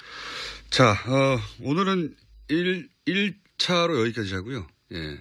이 두 분이 아직 할 말이 많으십니다. 그래서 CDG가 2회, 3회가 이어질지도 모른다는 생각을. 국정원 적폐청산 TF에서 13개 리스트를 작성을 했죠. 직간접적으로 제가 다 관여했거나 알고 있는 그런 내용들입니다. 왜냐하면 정보의 간사였고 안행이 간사였기 때문에. 그런 일이 벌어졌을 당시에 둘 다 간사를 하셔가지고 할 말이 굉장히 많으십니다. 지금 입이 달싹달싹 하시는데 앞으로 국정원 적폐청산 TF 발족되고 사안이 구체적으로 진행이 되면 아마 이 두 분을 계속 모시지 않겠는가 하는 생각을 합니다. 오늘 여기까지 하겠습니다. 정청래 의원님, 배상훈 교수님이었습니다. 감사합니다. 감사합니다. 고맙습니다. 불법적으로 축제된 재산을 추적해서 우리가 찾아내겠다. 쇼미더머니 은닉재산 프로파일러 안원구 전 대구지방국세청장님 나오셨습니다. 안녕하십니까? 안녕하십니까? 효과음! 더 앞뒤가 안 맞는다. 이게. 이름만 말해도 효과음이 빵빵 터지도록 앞으로 준비가 돼야 되는데, 예. 저희 코너는 아시다시피 저희가, 안원구 청장님의 목소리가 잔잔해서, 예. 효과음을 저희가 강제로 넣는 것으로 설정하고 있는데 저희 PD가 또 자다가, 예. 제대로 하는 게 없어요. 자, 세 번째 시간입니다. 이제, 모레, 예. 예. 일요일 날 이 재산 추적하러 또 몇 차입니까? 3차입니까? 4차입니까? 이번에? 저는 3차고요. 3차. 예. 3차로 유럽으로 출장을 가신다고요? 네. 네. 역시 이제, 출장에 가서 먹거리 이런 건 다 본인 돈으로 하실 겁니다.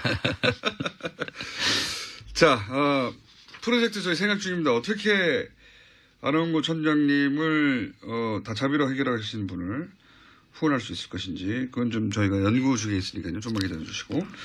자, 오늘은 어떤 겁니까? 오늘은 이제 본격적인 아마 이 조사가 될 텐데요. 박정희 비자금 루트를 이제 박정희 비자금 루트.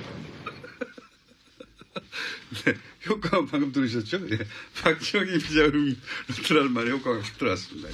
신경 쓰지 마시고 쭉 하시면 저희가 알아서 하면서 이렇게 알겠습니다.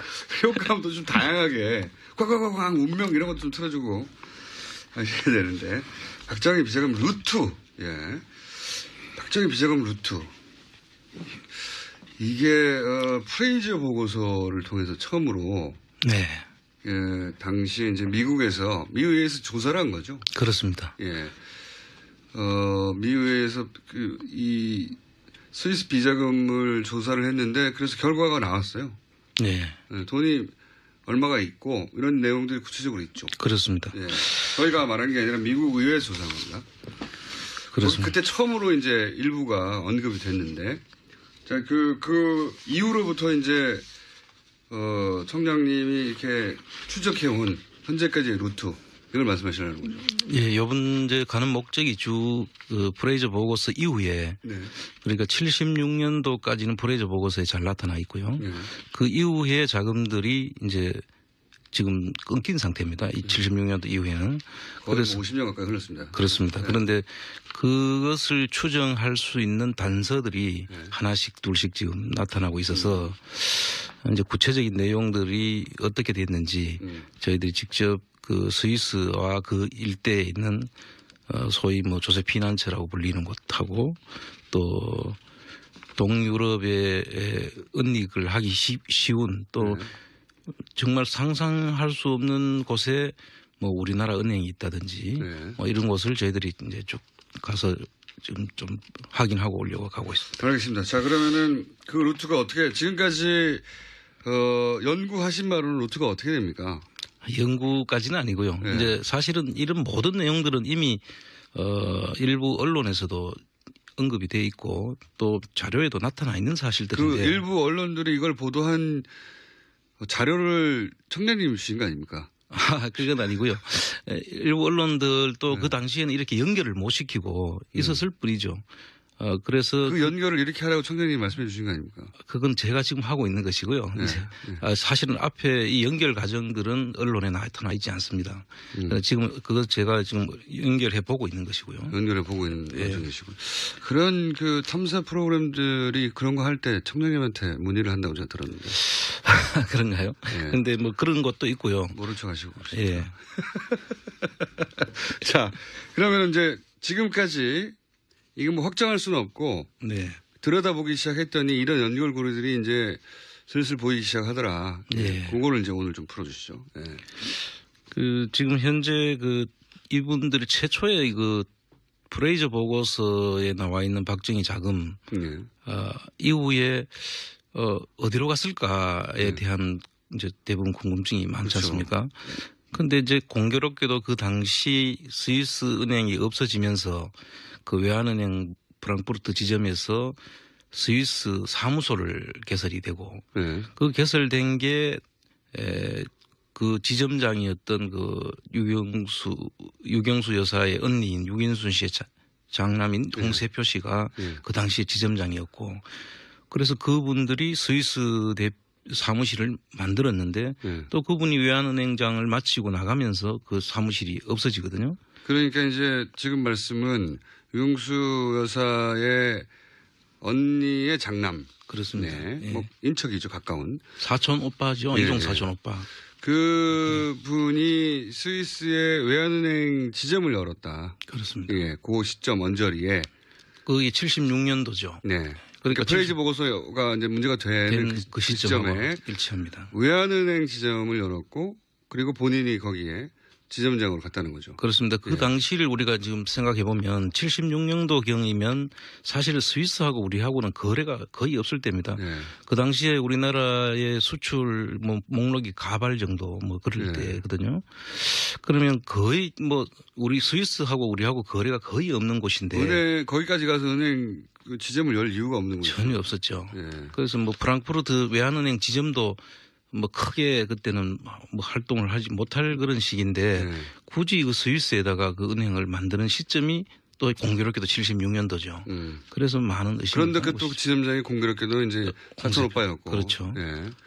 그리고 나서 그 과정 그 스위스 외환은행 지점장으로 그러니까 유경수 여사의 사촌 오빠가 있는 기간 동안 무슨 일이 벌어졌는지 알 수는 없지 않습니까? 그렇습니다. 그래서 이제 그 기간 동안에 자금들이 은닉을 한다고 우리가 예상을 했을 때 믿기 쉬운 사람들, 가까운 사람들이 운영하는 곳에다가 두었을 가능성을 저희들이 의심할 수밖에 없죠. 예. 당연히 그렇겠죠.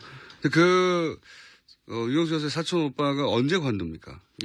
2000년경으로 알고 있습니다. 2000년도에 외환은행장을 마지막 마치고 다시 한미은행장으로 옮기는 걸로 알고 있습니다. 그럼 은행장으로 옮기는데 외환은행 사무소가 그때 없어집니다. 본인이 그 외환은행을 떠나는 시점에 본인이 개설했고 본인이 지점장이었던 스위스 그 지점이 없어진다는 거죠. 그렇습니다. 예. 두 개 딱 일치하는 거죠. 그렇습니다. 본인이 거기 가서 지점장을 했고 본인이 관둘 때 없어지고. 예. 그런 일이 있어서 그걸 주목하기 시작한 거죠, 거기를. 그렇습니다. 예. 주목하기 시작하신 것이고. 실제 그 안에서 무슨 일이 있었는지는 모르겠지만 일치되는 걸 보니 여기를 좀 파봐야 되겠다 생각하시는. 그렇습니다. 그런 다음에 그러면 지금 집중력이 떨어지고 있다고 어떤 분이 문자를 보냈어요. 효과음이 필요합니다.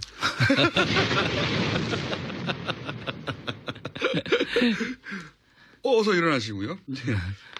그런 다음에 그 돈을 어디로 갔다고 보십니까? 그런 흔적이 또 있습니까? 예, 그 이후에 지금 저희들이 아직 그 부분은 지금 추정 단계인데. 추정 단계. 예, 그 앞에 부분은 상당히 지금 의심이.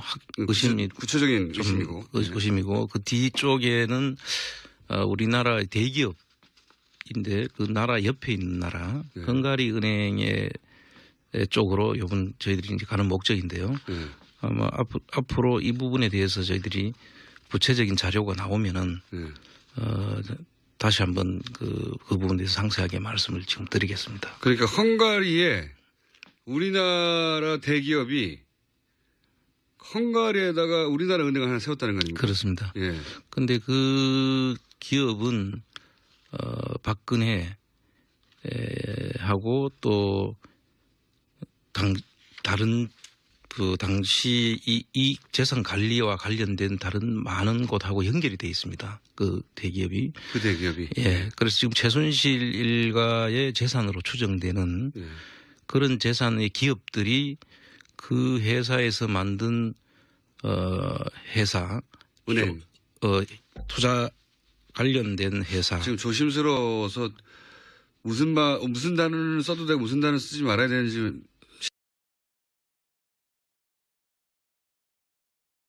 에 대해서 그 관련된 기업들이 고소고발 당하실까봐. 예. 상당히 고소고발이 문제가 아니라 억울한 사람은 만들지 않아야 되니까요. 그것도 그렇고 고소고발도 문제 있는 문제입니다. 그렇습니까? 그래서 지금 말을 어떤 단어로 선택해야 될지 머릿속에서 이제 프로세싱 하시면서 말하다 보니까 지금 띄엄띄엄 참고해서 들어주시고요.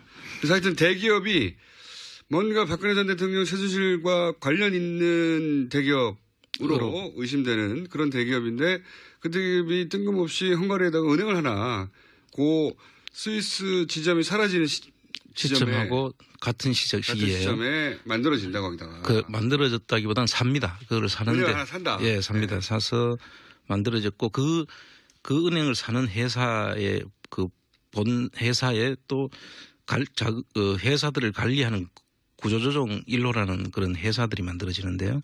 그 속에 최순실 씨 일가의 회사들이 여러 개가 거기에 들어가 있습니다. 아, 그건 확인된 사실입니다. 확인된 사실입니다. 그러니까 은행이 만들어지고 그 은행하고 관련된 회사가 예. 최순실 은행하고 관련된 회사가 아니고 그 은행을 사는 주체가 되는 한국의 회사. 그 회사가 운영하는 복잡하네. 예, 구조조정 1호라는 그 회사 속에 최순실 씨 관련 회사들이 여러 개가 거기에 개입이 돼 있고요. 그 최순실 씨가 관련된 회사가 그 은행을 사는 데 관여했다. 예. 한마디로 말하면 이겁니까? 관여했을 것으로 추정되는. 네. 왜냐하면 그 정도로 회사들 하는 이름이 거죠. 들어가 있으니까. 그 네, 안에. 그렇습니다. 네. 그리고 그 이상한 일이죠. 그 본 회사에서도 그 주주로 참여를 하고요. 그 만드는 회사의 주주도 참여를 하고 있기 때문에 여러 가지로 의심되는 부분이 많죠. 그러니까 대기업이 뜬금없이 헝가리에다가 은행을 하나 샀는데 은행을 하나 살 때 최순실 씨가 관련된 회사들이 그 은행 사는데 직간접으로 관여한 정황들이 있다는 거 아닙니까? 그렇습니다. 예. 예. 뜬금없이. 예. 예. 이거 처음 나온 내용입니다. 예. 재밌죠. 예. 최순실 씨 대기업 은행을 샀는데 그 대기업 은행 살 때 최순실 씨 회사가 관여했다. 조금 더 나가면요. 네. 많이 나갔어요. 그 회사는 그 뒤에 인수합병도 사람들이 이해할 수 없는 인수합병도 여러 개 이루어지고 그 은행을 사는데 관여한 회사들끼리 인수합병이 일어납니까? 아닙니다. 그 이제 국내 대기업끼리 네. 빅딜이 이루어지죠. 인수합병이. 그런데 그 시기와 모든 것이 예사롭지를 않아요. 자, 여기까지만 하시죠. 제가 보기에는 머릿속에는 잔뜩 들어있는데, 그죠? 예. 말을 어디까지 해야 될지 몰라가지고 듣는 저희는 답답합니다. 그렇습니까? 자.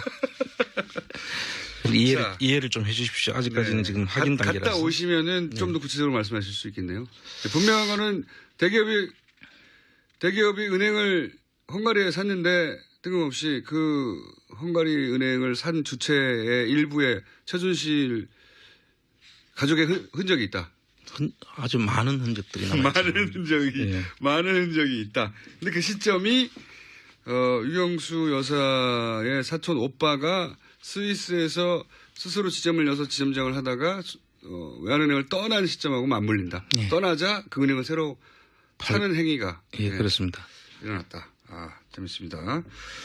그러면 지금은 또 그 은행이 남아 있습니까? 아닙니다. 그 은행이 이제 2013년도에 팔리죠. 대통령 당선된 이 은행. 그렇죠. 예. 그래서 2013년 9월경에 팔리는데 그 로컬 기업에 팔리는데 최근에 제가 확인한 바로는 다시 또 대기업에서 그걸 샀다고 해요. 그래서 저희들이 이번에 그 가서 그런 부분들을 집중적으로 좀 보려고 합니다. 이상한 일입니다. 그게 이제 요 출발이 프레이저 보고서 뭐 얘기 드렸는데 박동선 씨가 미국 국회의원을 상대로 로비를 했는데 그렇죠. 잠깐 설명드리면 코리아 게이트가 아주 유명합니다. 그러니까 한마디로 미국 국회의원들한테 돈을 뿌린 거예요. 예. 박동선 씨가 도대체 이 돈은 어디서 나왔냐 뭐 이렇게 시작된 거죠. 예. 뒤지다 보니까 이제 그 뒤에 당시 박정희 정부 자금이 스위스에 있는 것이 발견되어서 프레이즈 보고서를 통해서 돈이 있는 게 확인된 겁니다. 추정이 아니고요. 저희 그렇습니다. 지금 추정하지만 예. 당시는 확인된 거고요. 근데 이제 금액이 얼마인지에 대해서는 지금으로 추정치밖에 없지 않습니까? 그렇습니다. 네. 그때 프레이즈 보고서에 돈을 확인했는데 전체 규모는 얼마냐라고 하는 추정치가 그때 얼마나 나왔죠? 그 당시 규모로 8조 5천억 정도 되고요. 지금으로 따지면 대략 한 300조 정도 되죠. 네. 그리고 당시 환율이 한 255원이었으니까요. 지금 환율이 한 150원 정도 그렇게 보면 요즘 환율로 한 살만 해도 그 당시도 한 38조 정도 되는 거죠. 네, 너무 규모가 커가지고 이게 감이 안 잡히는데 이거는 이제 당시 보고서에 나왔던 추정치. 예. 저희가 한 게 아니고 미국 의회에서 한 추정치인데 그걸 지금 환산해 보면 당시 금액을 지금 환율로만 바꿔도 38조가 되고 네. 하여튼 조단이 엄청난 액수네요. 엄청난 액수. 거기 보면 이제 돈이 공식적으로 들어온 돈과 비공식적인 돈으로 들어온 돈으로 나뉘고 있습니다. 그간에. 뭐 시간이 있으면 제가 조금 소개를. 거기까지 소개하면 오늘은 마무리될 것 같습니다. 그렇습니까? 네. 주로 이제 공식적으로 들어온 돈은 그 원조와 차관 자금, 그리고 미국의 안보 지원 자금, 그리고 베트남 참전 비용으로 지불한 돈이 약 10억 달러 전 그 당시에 10억 달러면 그때 근데 그 10억 달러가 이제 묘한 것이 10억 달러 중에서 9억 한 3천만 달러는 그 외환 보유액으로 그때 우리나라가 가지고 있었다고 해요. 그래서 이제 이 돈들이 그 참전한 분들에서 다 지불하지 않고 보상금이나 혹은 뭐 급여로 지불하지 않고 보유했던 것으로 지금 추정될 수 있는 부분이기도 하고요. 국가에 공적으로 들어온 돈인데 이게 이제 개인 금고로 들어가 있었다는 거죠. 그렇죠. 이 금액은 외환 보유액으로 가지고 있었고요. 그 중에 이제 일부가 이제 그쪽으로 나갔을 가능성이 있고 그다음에 이제 뭐 기술 원조 개발 차관 뭐 이런 것들이 있었는데 차관인데 또 이제 거기서 또 돈을 띄죠. 개인 금고로 가는 거죠. 꺾기죠. 꺾기. 차관에서 10%에서 20%. 요새 은행 요새 꺾기가 없어졌는데 옛날 그때 당시로 보면 꺾기랑 마찬가지죠. 근데 이제 꺾기는 빌려주는 쪽이 꺾어서 가져가는 건데 이건 받는 사람이 중간에서 대통령이 꺾어가지고 스위스로 빼놓는 거죠. 근데 그런 돈들이 이제 비공식 자금인데 그 이외에도 이제 기업 강탈 예를 들면 걸프하고 칼텍스 그때 우리가 석유가 안 나니까 그쪽으로 받은 자금인데 67년도에 한 100만 달러 걸프사에서 71년도에 한 300만 달러. 그건 저도 대목이 생각나는데 증언을 직접 했죠. 그 걸프사의 회장이었던 사람이 정유시설.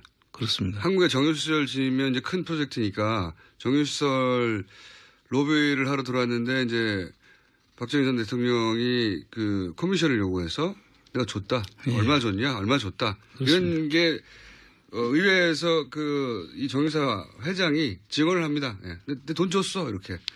그렇죠. 그런 부분들이 있었고 이제 다른 미국 기업들로부터 선거 자금도 받았고요. 뭐 일본 무역상들로부터 해서도 돈이 많이 들었고 이게 전부 다 뭐 그 프레이저 보고서에 잘 돼 있는데 이 프레이저 보고서가 상당히 두꺼운 책이에요. 그래서 사람들이 엄두가 안 나고 또 영어로 돼 있어 가지고 쉽게 제가 그걸 읽어봤다는 거 아닙니까? 그렇습니까? 다 기억나지는 않습니다. 궁금해가지고. 그 증언 같은 것도 거기 나온 게 기억이 나요. 그리고 증권 시장 조작도 했다는 사실이 거기에 나와 있고요. 네, 맞습니다. 뭐 국내 증시를 조작하여. 등등 지금 참 그 당시에 저희들은 상상도 못했던 그런 일들을 계속 다 이루어진 수많은 것이죠. 기법들이 프레이저 보고서 도대체 이 돈은 어떻게 났느냐 하는 내용들이 프레이저 보고서에 보고가 정리가 돼 있어요. 당시에. 그걸 지금 자세히 읽어보시면 이렇게 했구나. 근데 이제 그 돈을 당시에 이제 이후락 중앙정보부장이 스위스 예치했고 김영욱, 김성곤 이런 분들이 이제 그 역할을 나누어 가지고 비자금을 은닉했던 그런 내용도 거기에 포함되어 있죠. 이런 분들이 입을 연 거죠. 그렇죠. 그 중에서 입을 열어서 미국 의회에다가 어떻게 그 돈을 만드는지를 알려줍니다. 이 프레이저 보고서 내용 속에 한번 꼭 소개해줘야 될 만한 내용이 하나 있는데요. 이게 평가입니다. 그 박정희 정권에 대한 평가를 이렇게 하고 있습니다. 돈이 흐르는 곳이 있으면 어디든지 손을 벌렸고 또 협박과 갈취를 일삼으며 권력 유지에 혈안이 돼 있었다라는 이야기가 있고요. 그들은 권력을 잃으면 악행과 비리가 밝혀서 처벌받을 것을 두려워해서 더욱 악랄하게 반대자들을 억압하고 폭력과 협박을 통해서 정권 유지를 애썼다. 이런 내용이 거의 공식적으로 들어있습니다. 당시 국내 야당이 주장한 게 아니고 미국 의회에서 조사를 끝낸 다음에 보고서를 낼 때 그렇습니다. 마지막 부분에 정권에 대한 평가를 넣죠. 예. 거기 나오는 대목입니다. 네. 자, 오늘은 여기까지 하고요. 다음 주가 기대됩니다. 다음 주 돌아오시는 거죠? 다음 주 금요일. 다음 주는 그 현지에 있을 겁니다. 그 당시에. 아, 그렇게 길게 가시네요, 이번에는? 예, 그렇습니다. 언제 돌아오십니까? 다음 주 일요일 귀국 예정이죠. 아, 그 다음 주에 나오시겠네요. 예. 네. 자, 요런 이야기를 이제 기본으로 하신 이유 중에 하나가 이번에 가는 이유가 이걸 좀 더 구체적으로 확인하고 가시는 거예요. 그렇습니다. 네. 또 다른 목적도 있으십니까? 전번 그 독일에서 그 저희들이 돌아오고 난 다음에 이제는 말할 수 있다. 아하. 그런 분들이 좀 있고요. 독일에서? 예. 예. 그래서 이제 이제는 말할 수 있다. 또 그 당시에 갔을 때는 저희들을 면담을 거부했던 사람들도 요번에 조금 가서 새로 좀 더 만나. 적극적으로. 예, 그렇습니다. 굉장히 풍성한 내용이 올 수도 있을 것 같기 때문에 마지막으로 효과음 한번 넣어주고. 자, 잘 다녀오시고요. 예. 예, 조심해서 다녀오십시오. 예. 예, 감사합니다. 마티즈 예. 살지 마시고요. 촬영은. 자, 오늘은 여기까지 하겠습니다. 다다음 주에 다시 뵙겠습니다. 안원구 전 대구지방국세청장님이었습니다. 감사합니다. 예, 좋은 하루 되세요. 확실하게 하다가 저희가 퇴출을 경고했더니 바로 스튜디오로 찹찹찹 나오시고 계십니다. 자, 오늘 어떤 주제입니까? 복날 엊그제 초복이었죠. 아. 그래서 좀 이따 또 한 8일 있으면 중복이고 네. 또 그 이후 열흘 있으면 또 말복이고 복날 음식 이야기를 좀 하려고요. 보양식. 보양 음식. 이 보양식이 다른 나라에도 있습니까? 우선 그것부터 거의 궁금한데. 없어요. 그러니까요. 음식이 약이 된다, 뭐 기운을 돋우게 할 수 있는 무엇이다. 이거는 거의 굉장히 원시적인 사고라고 볼 수 있거든요. 굉장히 비과학적인 사고입니다. 효과음입니다. 근데 그 보양, 보신 뭐 이런 것에 대한 용어들 그리고 언론들이 또 여름만 되면 또 그걸 또 방송들을 해요. 보양 음식, 여름을 이기는 보양 음식 몇선 뭐 이러면서 그리고 또 여름만 되면 되면 꼭 나오는 게 네. 너무 덥다고. 네. 항상 더워왔거든요, 여름은. 원래 덥죠, 여름은. 항상 더워하는데 너무 덥습니다. 뉴스거리가 별로 없다 보니까. 그 날씨 가지고 꼭 뉴스를 넣는데 그렇죠. 여름 되면은 뭐 어디 대구 가가지고 네, 왜 네. 또 올랐다. 뭐 10년 만에 막 7년 만에 막 이러면서 그 복날쯤에는 사실 뭐 날씨가 너무 더우니까 기운이 빠지고 하니까 식욕이 떨어지는 것은 맞습니다. 그러니까 식욕 돋우는 음식이 뭐 요즘에 그 관념으로 보면 그리고 뭐 양기를 보양일 뭐 한다든지 수도 뭐 보양이 있습니다. 된다든지 뭐 그렇죠. 개념들을 만들어내서 예. 보양은 무슨 뭐 그런 거 먹는다고 뭐 양이 뭐 돋구어지고 이러지는 않거든요. 근데 그 복날만 되면 이제 뭐 올해도 어김없이 이제 개고기 식용 논란이 그렇죠. 또 그것도 멀리 고정 레퍼토리예요. 그렇죠. 예, 아침에 여름에. 뉴스 보니까 뉴욕에서 또 동물연대 예. 외국인들이 또 이렇게 한국인은 먹지 네. 말라 꼭- 총영상을 앞에서 또 꼭 한 시위를 하시고 번씩 이제 그러더라고요. 또 브리트 바로도 한참 한 10여 년 전까지는 했고요. 예, 그런 거를. 최근에는 이제 해외에서 그 해외에 있는 동물 연대를 네. 뭐랄까 연대하여 네. 예, 시위를 하게 만들고 그래서 한국으로 소식을 전하는 좀 진화한 방식으로. 그렇죠. 예.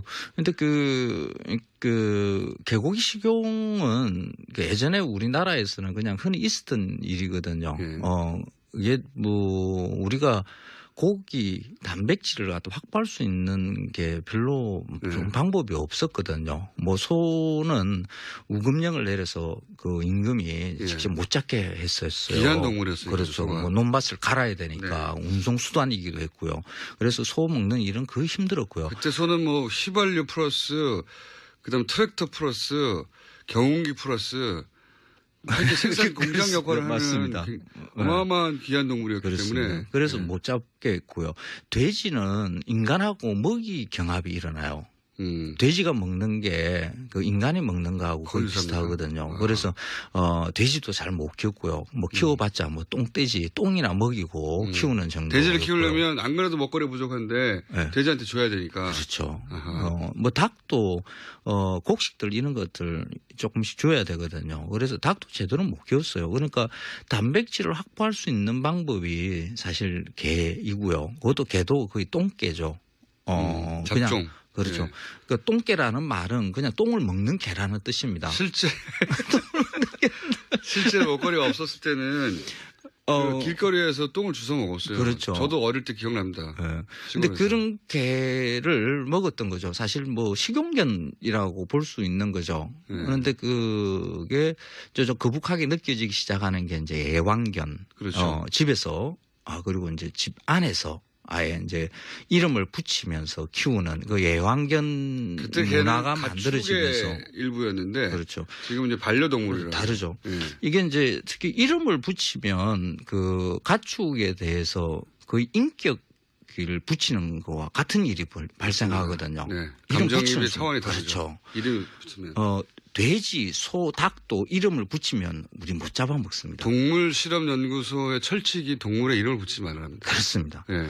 그 양돈장에서 제가 한번 그 경험담을 들은 적이 있는데 돼지 키우다가 처음에 이렇게 그 일을 처음 하시는 분들, 초보자들 들어오면 새끼 돼지들이 막 성격이 다 지각각이래요. 네. 뭐 발랄한 놈이 있고 굉장히 우울한 놈도 귀여워요. 있고, 귀여워요. 그 강아지보다 정말 훨씬 더 귀여워요. 귀여워요. 그 새끼 돼지. 지능도 높거든요. 맞습니다. 사람 졸졸 따르고 막 네. 이래요.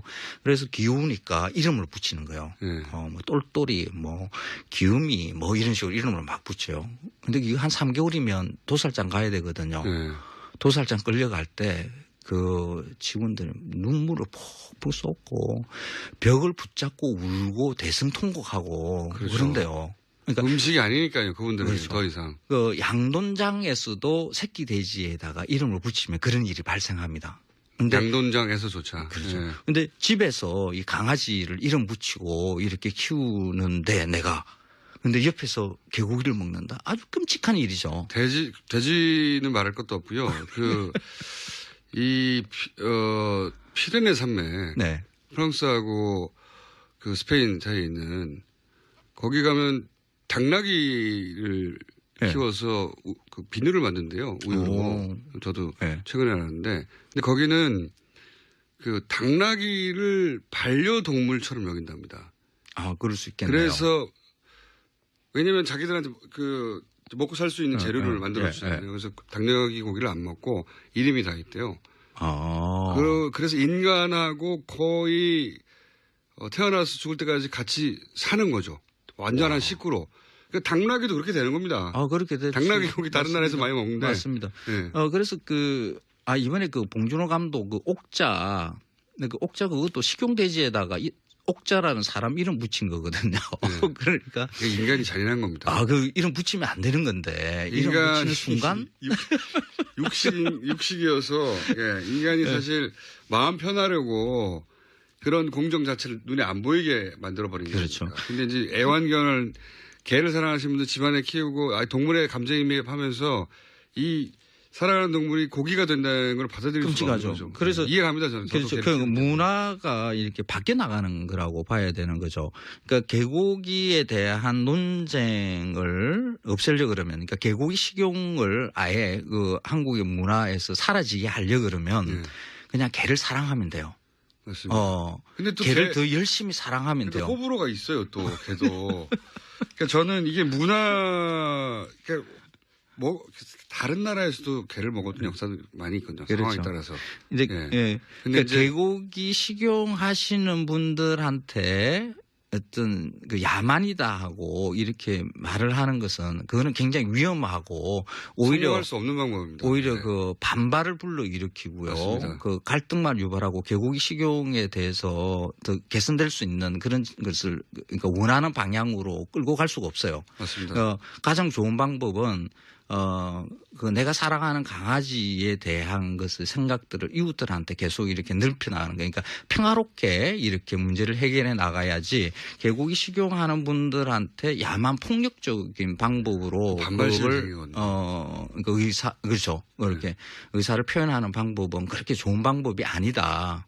성공하지 못하는 그렇죠. 방법이에요. 먹는 행위를 야만이라고 하면 그 먹는 음식 그 사람 그 자체를 야만인이다라고 이렇게 이야기를 하는 거거든요. 그러면 그 이야기를 듣는 순간 내가 걔보다 더 못한 사람이라는 이야기인가 하는 아주 극렬한 반발심이 생기죠. 그게 반복되어 왔습니다. 반복되어 왔고. 근데 물론 저도 이제 개고기가 점점 없어지길 바라는데 저도 개를 키우기 때문에. 저도 그럽니다. 그 방식으로는 안 된다는 거를. 그렇습니다. 한번 말씀드리고 싶고 또 하나는 이거거든요. 절박하다. 당장이라도 지금 개부터라도 모든 동물의 도축을 금지하는 채식주의자들의 혹은 동물 자유 이런 주장을 하신 분들은 이해가 가는데 그중에 개라도 빨리 구출하자 이거거든요. 근데 그 방식으로 안 된다는 거죠. 그렇죠. 이런 방법이 하나가 있어요. 그 얘기는 여러분들이 적극적으로 법제화하는 수 있는 방법인데 개고기를 판다 그러면 그 식당에 품종별로 표시하게 해두라. 개고기의 품종을 표시하라. 세파트 얼마, 요크셔 얼마, 그럼 못 먹어요. 못 먹어요. 예. 그 고기가 어디서 왔는지 아는 순간 못 먹어요. 그 세파트, 요크셔 이렇게 그 강아지를 머릿속에 떠올리는 순간 못 먹습니다. 인간이라는 동물이 원래 그냥 그래요. 단백질, 육질을 보고 먹는 거거든요. 그렇죠. 그 맛을 생각하며 구체적으로 개를 떠올리면 못 먹어요. 근데 그건 다 법의 테두리 안에 들어가야 가능한 거거든요. 그렇죠. 근데 그 자체를 인정할 수가 없기 때문에 그 개가 고기가 된다는 것을 법 테두리에 넣는 순간 또 문제가 그걸 받아들일 되죠. 수가 없다고 생각하시는 그렇죠. 거죠. 근데 그렇게 들어가야 됩니다. 법제에. 제가 보기에는. 그래서 복날에 개고기 드시는 분들 이제 좀 자제해 주시고요. 그리고 그게 반대하시는 분들도 너무 극렬하게 감정상해 가면서 서로 인간끼리 감정상해 가면서 그렇게 시위하시는 분들. 저희도 한번 이 주제를 다루긴 다뤄야 할 텐데라는 생각을 하며 삼계탕 이야기 하려고 그랬는데 갑자기 보양식 하다가 흘렀습니다. 황교익 씨였습니다. 감사합니다. 예, 고맙습니다. 월요일 뵙겠습니다. 안녕. 검찰 수사를 통해서 현재까지 언론 보도로 밝혀졌다고 알려진 거는 이준수 전 최고위원이 이우민 씨가 기자회견 다음 날에 사실상 제보자가 없다고 하는 문자를 보냈는데 그 문자를 지워버렸다는 거잖아요. 예, 지워버렸다는 사실을 밝혀낸 거죠. 제보자가 없다는 문자를 보냈고 그 문자를 받은 거예요? 네, 그와 관련해서는 검찰에서는 확인이 어렵다라고 이야기를 하고 있긴 한데요. 머니투데이가 보도했습니다. 아마 속칭 빨대를 통해서 얻은 정보겠죠. 검찰 내. 그럼 어떻게 대응하는 게 정상이냐? 제보자가 없다고 하니까 기자회견을 해버렸는데 이미 대대적으로 깜짝 놀라서 이유민 씨에게 정말 제보자가 없냐고 본인이 몰랐다면 되물었어야 되죠. 그렇지 않습니까? 그런 대화가 없잖아요. 의심을 가질 수 있는 대목이고요. 예. 그리고 검찰이 이제 그 문자가 정말 삭제됐다고 파악이 됐다면 삭제됐다 제보자가 사실상 없다라는 문자를 받고 나서 그 다음에 또다시 추가적으로 기자회견을 했단 말이죠. 그때는 복수의 관계자, 전화 통화도 했다 등등의 표현이 나오는데 이 사실이 아닌 거죠. 네, 허위 사실을 인지했다라고 검찰은 판단하고 있는 거죠. 여기서 이제 남은 것은 그 말을 그러면 이준서 최고가 사실상 제보자가 없다고 말했는데도 불구하고 더 세게 나간 것인지 아니면 도대체 어떻게 사실상 제보자가 없다는 문자를 보냈는데도 더 센 기자회견이 추가로 나갔느냐. 논리적으로 다음 질문은 그거죠. 예. 그걸 밝히려고 하겠죠. 자, 이건 여기까지 하고요. 다음 뉴스는요. 네, 이런 가운데 국민의당은 문준용 씨의 특혜 취업 의혹을 수사하자면서 특검법을 발의했습니다. 문준용 씨 취업 관련 특검 법안에는 국민의당 의원 40명 전원이 이름을 올렸습니다. 말씀드렸잖아요. 예. 이게 발의될 리가 없다고. 법적으로도 그렇고. 예. 당내에서도 역풍을 우려한다는 코멘트들도 있던데 역풍조차 없을 수도 있어요. 이게 무서운 겁니다. 악플보다 무플이 무섭다고. 특검을 발의했는데 그게 말이 되냐고 막 거센 역풍조차 없이 그럴 수도 있겠다는 생각이 듭니다. 지금 국민당의 스탠스는 이렇게 살 수 있는 길이 아닌 것 같은데. 다음 뉴스는요? 네, 박근혜 전 대통령은 어제도 재판에 나오지 않았습니다. 발이 아프다라는 이유였는데 이번 주 들어서 세 번째입니다. 왼쪽 네 번째 발가락이 아파서 휠체어 신세까지 지게 됐다라는 겁니다. 이에 따라 구치소의 소견서를 재판부가 검토했습니다. 그런데 불출석 사유로는 부족하다라면서 법적 조치를 경고했고 그러자 유영하 변호사가 서둘러서 구치소를 갔다 왔습니다. 그리고 나서는 박근혜 전 대통령이 다른 신발로 갈아 신고 오늘 오후 재판에 출석하겠다라고 밝혔습니다. 다른 신발로. 왜냐하면 구치소 진료 내역이 특이 소견 없음이거든요. 네, 어제 JTBC가 그렇게 보도했습니다. 그러니까 재판부 입장에서도 특이 소견 없다고 그러는데 강제 구인할 수 있다고 했겠죠. 그건 모양새가 참 나쁘잖아요. 네. 그래서 다시 나온다고 해야 되는데 핑계가 없으니까 다른 신발을 신고 나온다고. 네. 아프실 예정인데 이번엔 그렇게 오래는 못 하셨네요. 네, 서울구치소 관계자는 박근혜 전 대통령이 발고통을 지속적으로 호소해서 연고 정도의 처방을 받은 것으로 안다라고 밝혔는데요. 별도의 치료는 받은 내역이 없다라는 겁니다. 그러니까요. 엑스레이나 뭐 찍었는데 이상이 없다고. 예. 자, 이번 아프실 계획은 여기서 끝나는 것 같네요. 다음 아프실 계획이 또 있을 것 같은데. 자, 다음 뉴스는요? 최순실 씨가 정유라 씨에 대해서 딸과의 인연을 끊어버리겠다라면서 크게 화를 냈다라는 동아일보 보도입니다. 어제 그 증언으로? 네. 네. 이재용 부회장 재판에 나와서 한 이야기 때문인데요. 굳이 증언을 하겠다면 자신이 먼저 하려고 했는데 나중에 하라고 했지만 말을 안 들었다라면서 화를 냈다는 겁니다. 요 건 관련해서는 저희가 최순실 씨 가족을 오랫동안 취재했던 주진우 기자가 도대체 뭐 새벽에 누가 왔다느니 뭐 성명불상자가 나타났다느니 뭐 이영재 변호사 주장이죠. 예, 어제 얘기했었지 않습니까? 그 전후 사정이 어떻게 되는지 최 씨가 좀 오랫동안 취재했던 주진우 기자 잠시 후에 연결해 보겠습니다. 자, 다음 뉴스는요? 네, 이탈리아 RCS 프로그램 기억나시는지 모르겠는데요. 2015년에 국정원 사건이었습니다. 네. 이와 연루되어서 임 과장이라고 국정원 과장이 자살한 바가 있는데요. 유족들이 사망 2주기를 앞두고 타살 의혹을 제기했습니다. 이게 이제 타살 의혹이 상당히 있는 것이 누구도 단정할 수는 없습니다만 있는 것이 당시 보도로는 시신의 외상 침입 흔적이 전혀 없다고 그랬거든요.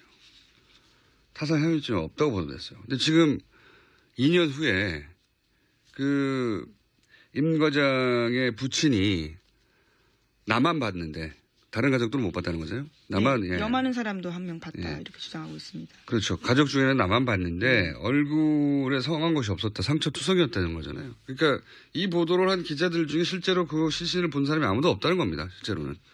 그냥 경찰, 아마도 그 뒤에 국정원이 불러주는 대로 기사를 쓴 거죠. 외상이 전혀 없다라고 기사를 냈다는 거는 사실관계가 완전히 다른 얘기잖아요. 직접 본 염하는 사람 그리고 가족 중에 유일하게 아버지. 그때 당시에는 아버지가 이제 손녀가 임 과장의 딸이죠. 손녀가 육사를 다니고 있어서 불이익을 당할까 봐 얘기를 할 수 없었다는 거지 않습니까? 관련해서 아무 말도. 제가 알기로는 오늘 인터뷰가 CBS에서 있는 걸로 아는데 예, 내일도 오늘 오후에 그 기사가 이제 풀리면 많은 분들이 좀 더 자세한 내용을 알겠죠. 저희도 잠시 후 일부에서 첫 번째 인터뷰에서 이 사안을 다루겠습니다. 자, 오늘 여기까지 하고요. 다음 주에 뵙겠습니다. 지금까지 시사인의 김은지였습니다. 감사합니다. 자, 방금 말씀드린 대로 어제 이재용 삼성 부회장 공판에 깜짝 출석한 정유라 씨 전후 사정 최 씨 가족을 아주 오랜 시간 취재해온 주진우 기자 연결해서 잠깐 어떤 사연인지 들어보겠습니다. 안녕하세요. 안녕하십니까. 예, 어색한 관계. 자, 정유라 씨 변호인에 따르면 새벽 5시경 어제 주장입니다. 빌딩 앞에 대기 중인 승합차의 성명불상자들에 의해서 정유라 씨가 태워져서 사라졌다라고 주장하는 건데 성명불상자가 누굽니까? 제가 취재한 바로는 그 당시에 정유라 씨 집 앞에 성명불상자가 두 그룹이 있었습니다. 두 그룹이요? 그런데 네. 예. 한 팀은 정유라를 픽업한 특검팀이었고요. 아하. 한 팀은 한 팀, 그러니까 변호인들이 건장한 사내들이라고 주장했던 사람들은 정유라를 막으려고 누군가가 보냈던 사람들이었습니다. 오호, 두 팀이었다. 그러면 일단 첫 번째 그룹 특검 관계자들은 왜 그 시간에 정유라를 픽업한 겁니까? 정유라가 그날 새벽 2시에 그 특검 측으로 전화를 걸어와서 자기가 재판에 출석하겠다, 도와달라, 데려가 달라고 요청했습니다. 그래서 그 앞에 태우러 간 거죠. 일종의 신변보호를 요청했다. 예. 그러면 나머지 정유라 출석을 막으려고 했던 그룹은 누가 보낸 건가요? 그건 그 정유라 주변에서도 그건 의견이 좀 분분합니다. 정유라의 출석을 막는 게 도움이 된다고 하는 측이 이재용 삼성 그 부회장 측이 있었고요. 박근혜 대통령 측이 있었을 수도 있고요. 아니면 변호인단에서 막았을 수도 있고요. 어머니나 그 정윤혜 씨 쪽에서 보낼 수도 있고요. 얘기가 많습니다. 어쨌든 막으려는 그룹이 있긴 있었다. 네, 그렇습니다. 그러면 특검팀이 먼저 도착을 했기 때문에 정유라 씨를 픽업할 수 있었던 겁니까? 그렇기도 한데 워낙 정광석화처럼 나오자마자 태우고 가서요. 그걸 지켜만 보고 있었다고 아하. 그렇게 얘기하는 사람이 있고요. 아니면 간발의 차이로 늦게 도착했다고 이렇게 얘기하는 사람이 있습니다. 두 그룹이 소화가 네. 두 그룹 있었던 건 분명하네요. 그러면 예. 막으려고 했던.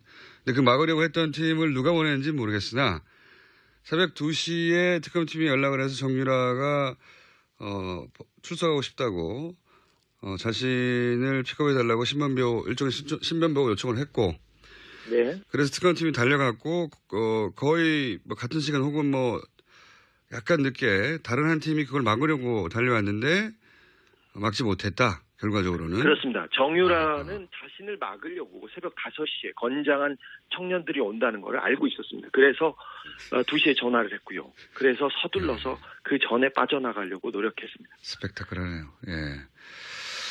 그러면 특검팀이 정유라에게 출석을 회유하거나 압박한다고 변호인들은 주장하는데 특검팀이 출석을 회유하거나 압박한 것으로 취재가 됐나요? 아니요. 정유라 씨 성격상 누가 압박하고 회유한다고 해서 그 말을 듣거나 거기에 따라가지 않습니다. 굉장히 강직한 성격을 가지고 있어요. 네. 그게 최 씨 집안, 특별히 최태민, 최순실 씨의 그 성격과도 좀 통합니다. 그래서 그 정유라 씨 주변 사람들이 역시 좀 다르다 이렇게 얘기합니다. 그렇군요. 네. 자기 판단과 자기 이익에 따라서 행동하지 누가 이래라 저래라 한다고 듣지 않는다. 네, 그렇습니다. 최 씨 집안에서도 특별히 이거는 최태민, 최순실, 정유라한테만 포착되는 그런 현상들입니다. 굉장히 큰 특징이다. 다른 사람들은 최순실 말, 정유라 말이 굉장히 중요한 영향을 끼칩니다. 그 집안에서 그렇군요. 근데 정유라 씨는 왜 갑자기 변심을 한 겁니까? 사실 정유라 씨가 진술을 하기로 마음을 먹은 것은 좀 오래됐습니다. 그리고 법원에서 얘기한 게 검찰에서 이미 다 진술한 내용이었고요. 4차, 5차 그 검찰 진술이 있을 때 영상 녹화할 때 변호사를 곤란하게 하면서도 정유라 씨가 똑바로 자기 얘기를 주장하기 시작했습니다. 이거는 분명한 건데 제가 보기에는 그 장시호 정유라 세대, 그러니까 최순실, 최순득의 밑에 세대는 다른 것보다는 그 박근혜 대통령, 박정희 대통령에 대한 특별한 관계, 그러니까 특별히 충성한다. 어제 이재용 삼성 부회장 공판에서 증인으로 출석해 이재용 부회장에게 불리한 증언을 했던 정유라 씨에 대해 변호인들은 그 증언이 특검팀의 강요와 회유에 의한 것이라며 증거로 가치가 없다고 주장했습니다. 이에 특검팀은 정 씨가 먼저 연락했고 이동 지원을 요청해 도움을 줬을 뿐 정 씨가 자의로 판단하고 자의로 출석한 것이라고 반박했고 정 씨 본인 역시 자신의 판단으로 출석한 것이라고 말했습니다. 이 공방의 진위를 저는 모릅니다. 다만 정유라 진술은 이재용 부회장에게는 매우 불리하게 적용할 수 있겠지만 정유라 본인에게는 세 번째 구속 영장 청구를 피할 수 있게 만드는 유리한 진술임에도 정유라 변호인들이 오히려 그 진술을 극구 무효화하려는 이유를 저는 납득할 수가 없습니다.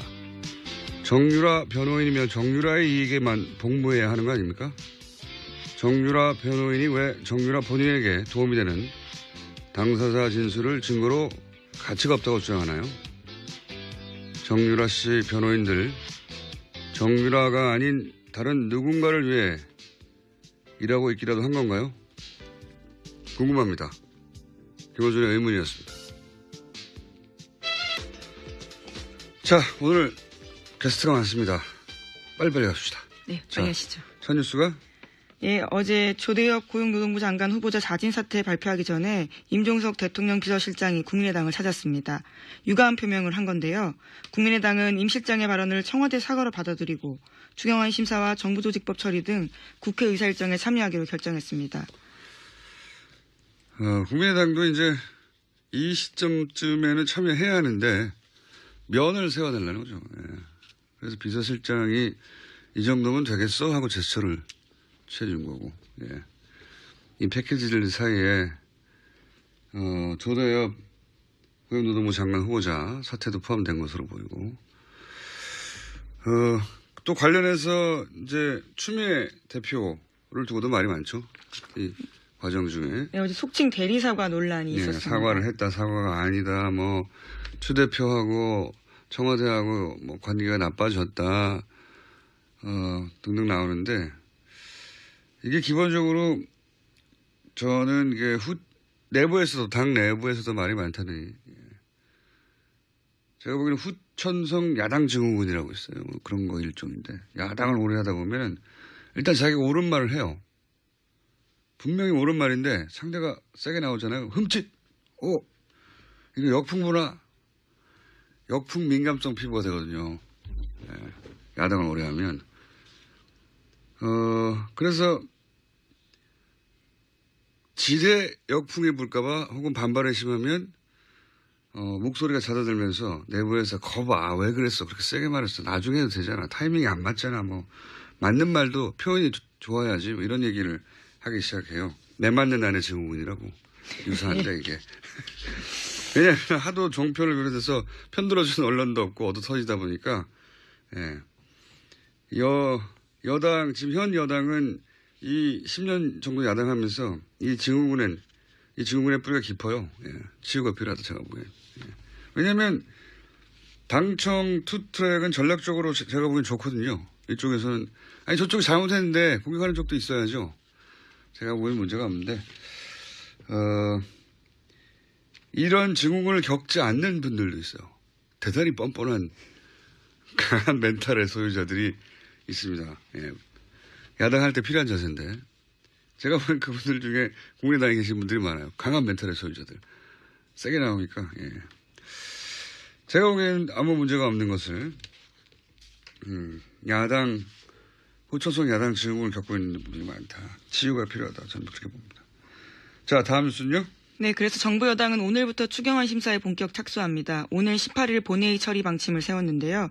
이와 함께 헌법재판소장 후보자 인사청문특별위원회도 김희수 후보자 인사청문 보고서 채택 여부를 논의할 계획입니다. 그렇군요.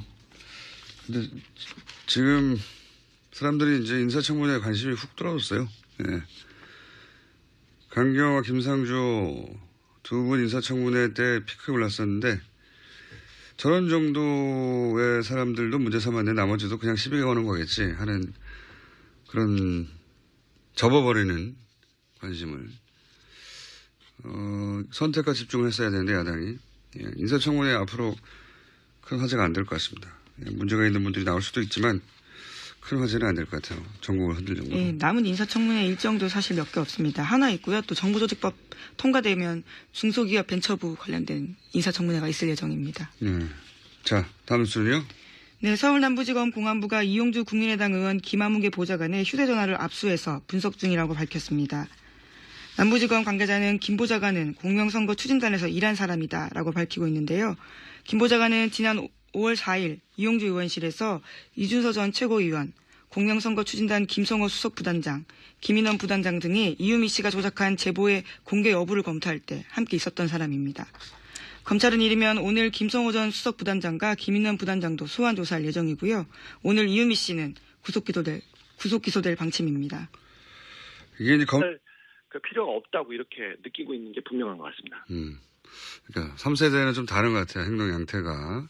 네, 그렇습니다. 그러니까 자기 진술이 이재용 부회장 혹은 박근혜 전 대통령에게 불리하게 작용할 걸 알면서도 했다는 거죠, 이게. 분명하게. 정확히 알고 있습니다. 그래서 막았고요. 그럼에도 불구하고 정유라는 나가야 된다고 자기가 돌파한 거죠. 그래서 어찌 보면 정유라는 자신의 변호인들이 자기보다는 박근혜 대통령, 특별히 또 이재용 부회장을 위해서 움직이고 있다는 것을 정확하게 알고 있었어요. 그럼에도 불구하고 자신의 진술이 그들한테 불리하게 반영될 건 알면서도 정유라가 정확하게 지금 자기 얘기를 하고 있는 겁니다. 의미를 알고 얘기하고 있는 거다. 근데 그렇죠. 그 중에서 이제 모친 최순실에게도 불리하게 작용할 진술이 있는데 네. 이건 어떻게 이해해야 됩니까? 최순실 그러니까 특별히 엄마한테도 불리하게 작용한다는 걸 정확하게 알고 있습니다. 정유라는. 하지만 정유라와 최순실 관계를 일반적인 가족, 일반적인 모녀 관계하고는 조금 달리 보는 게 맞습니다. 정유라는 지금 박근혜도 중요하지 않고 최순실도 중요하지 않고 오직 정유라 자신 그리고 아이에 대한 권리, 친권에 대한 권리가 위협받고 있다는 것이 굉장히 중요한 부분이어서 유일한 관심사가 자기가 구속이 돼서 아이를 뺏길 수 있다는 그거에 대한 두려움 때문에 정유라는 지금 계속해서 여론 그러니까 국민들이 자기를 좀 나쁘게 쳐다보면 구속영장이 청구될 수 있다는 그 부분에 대해서 굉장히 심각하게 보고 있습니다. 혹시 이 전체 과정에서 워낙 이제 돈 얘기가 빠지지 않는 집안이라 돈 얘기가 오고 갔는지에 대한 정보는 구체적인 정보는 없습니까?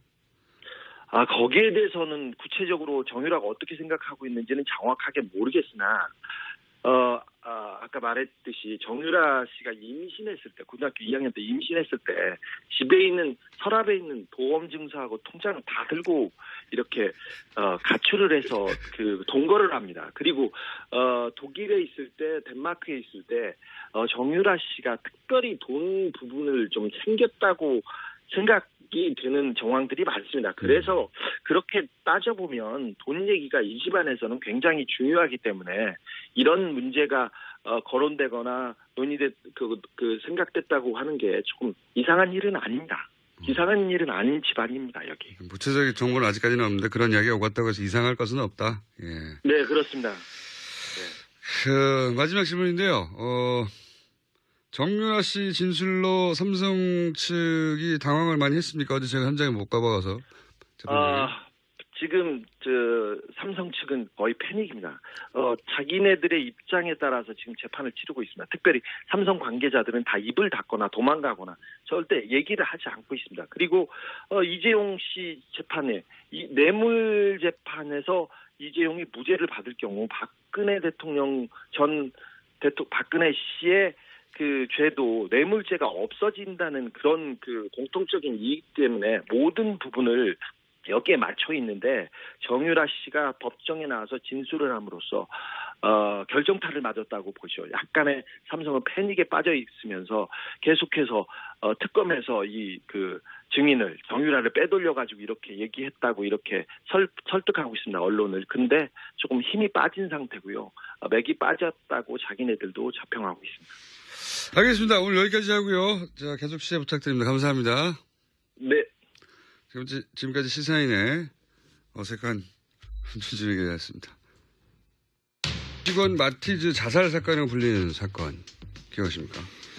이탈리아 해킹 프로그램을 국정원이 구입했고 국내 사찰용으로 사용됐다는 의혹이 불거지자 관련 부처의 실무 책임자였던 임모 씨가 유서를 쓰고 사망한 채 발견된 사건입니다. 그런데 그 자살 현장으로 갈 때 마티즈를 타서 마티즈 사건이라고 불립니다.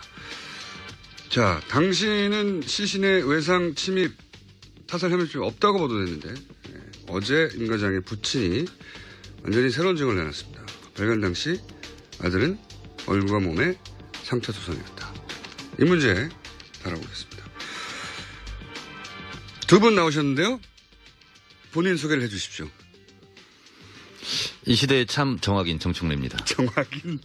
정확하게 이 사실을 기억하고 있습니다. 당시 안행이 간사였습니다. 그렇죠. 안양이 간사로서 경찰 소방서 네. 대상으로 질의하였고 제가 현장에도 가서 추적도 해봤고요. 그렇죠. 거의 탐정 노릇을 하셨고 네. 또 한 번 나오셨습니다. 예, 프로파일러 배상원 교수입니다.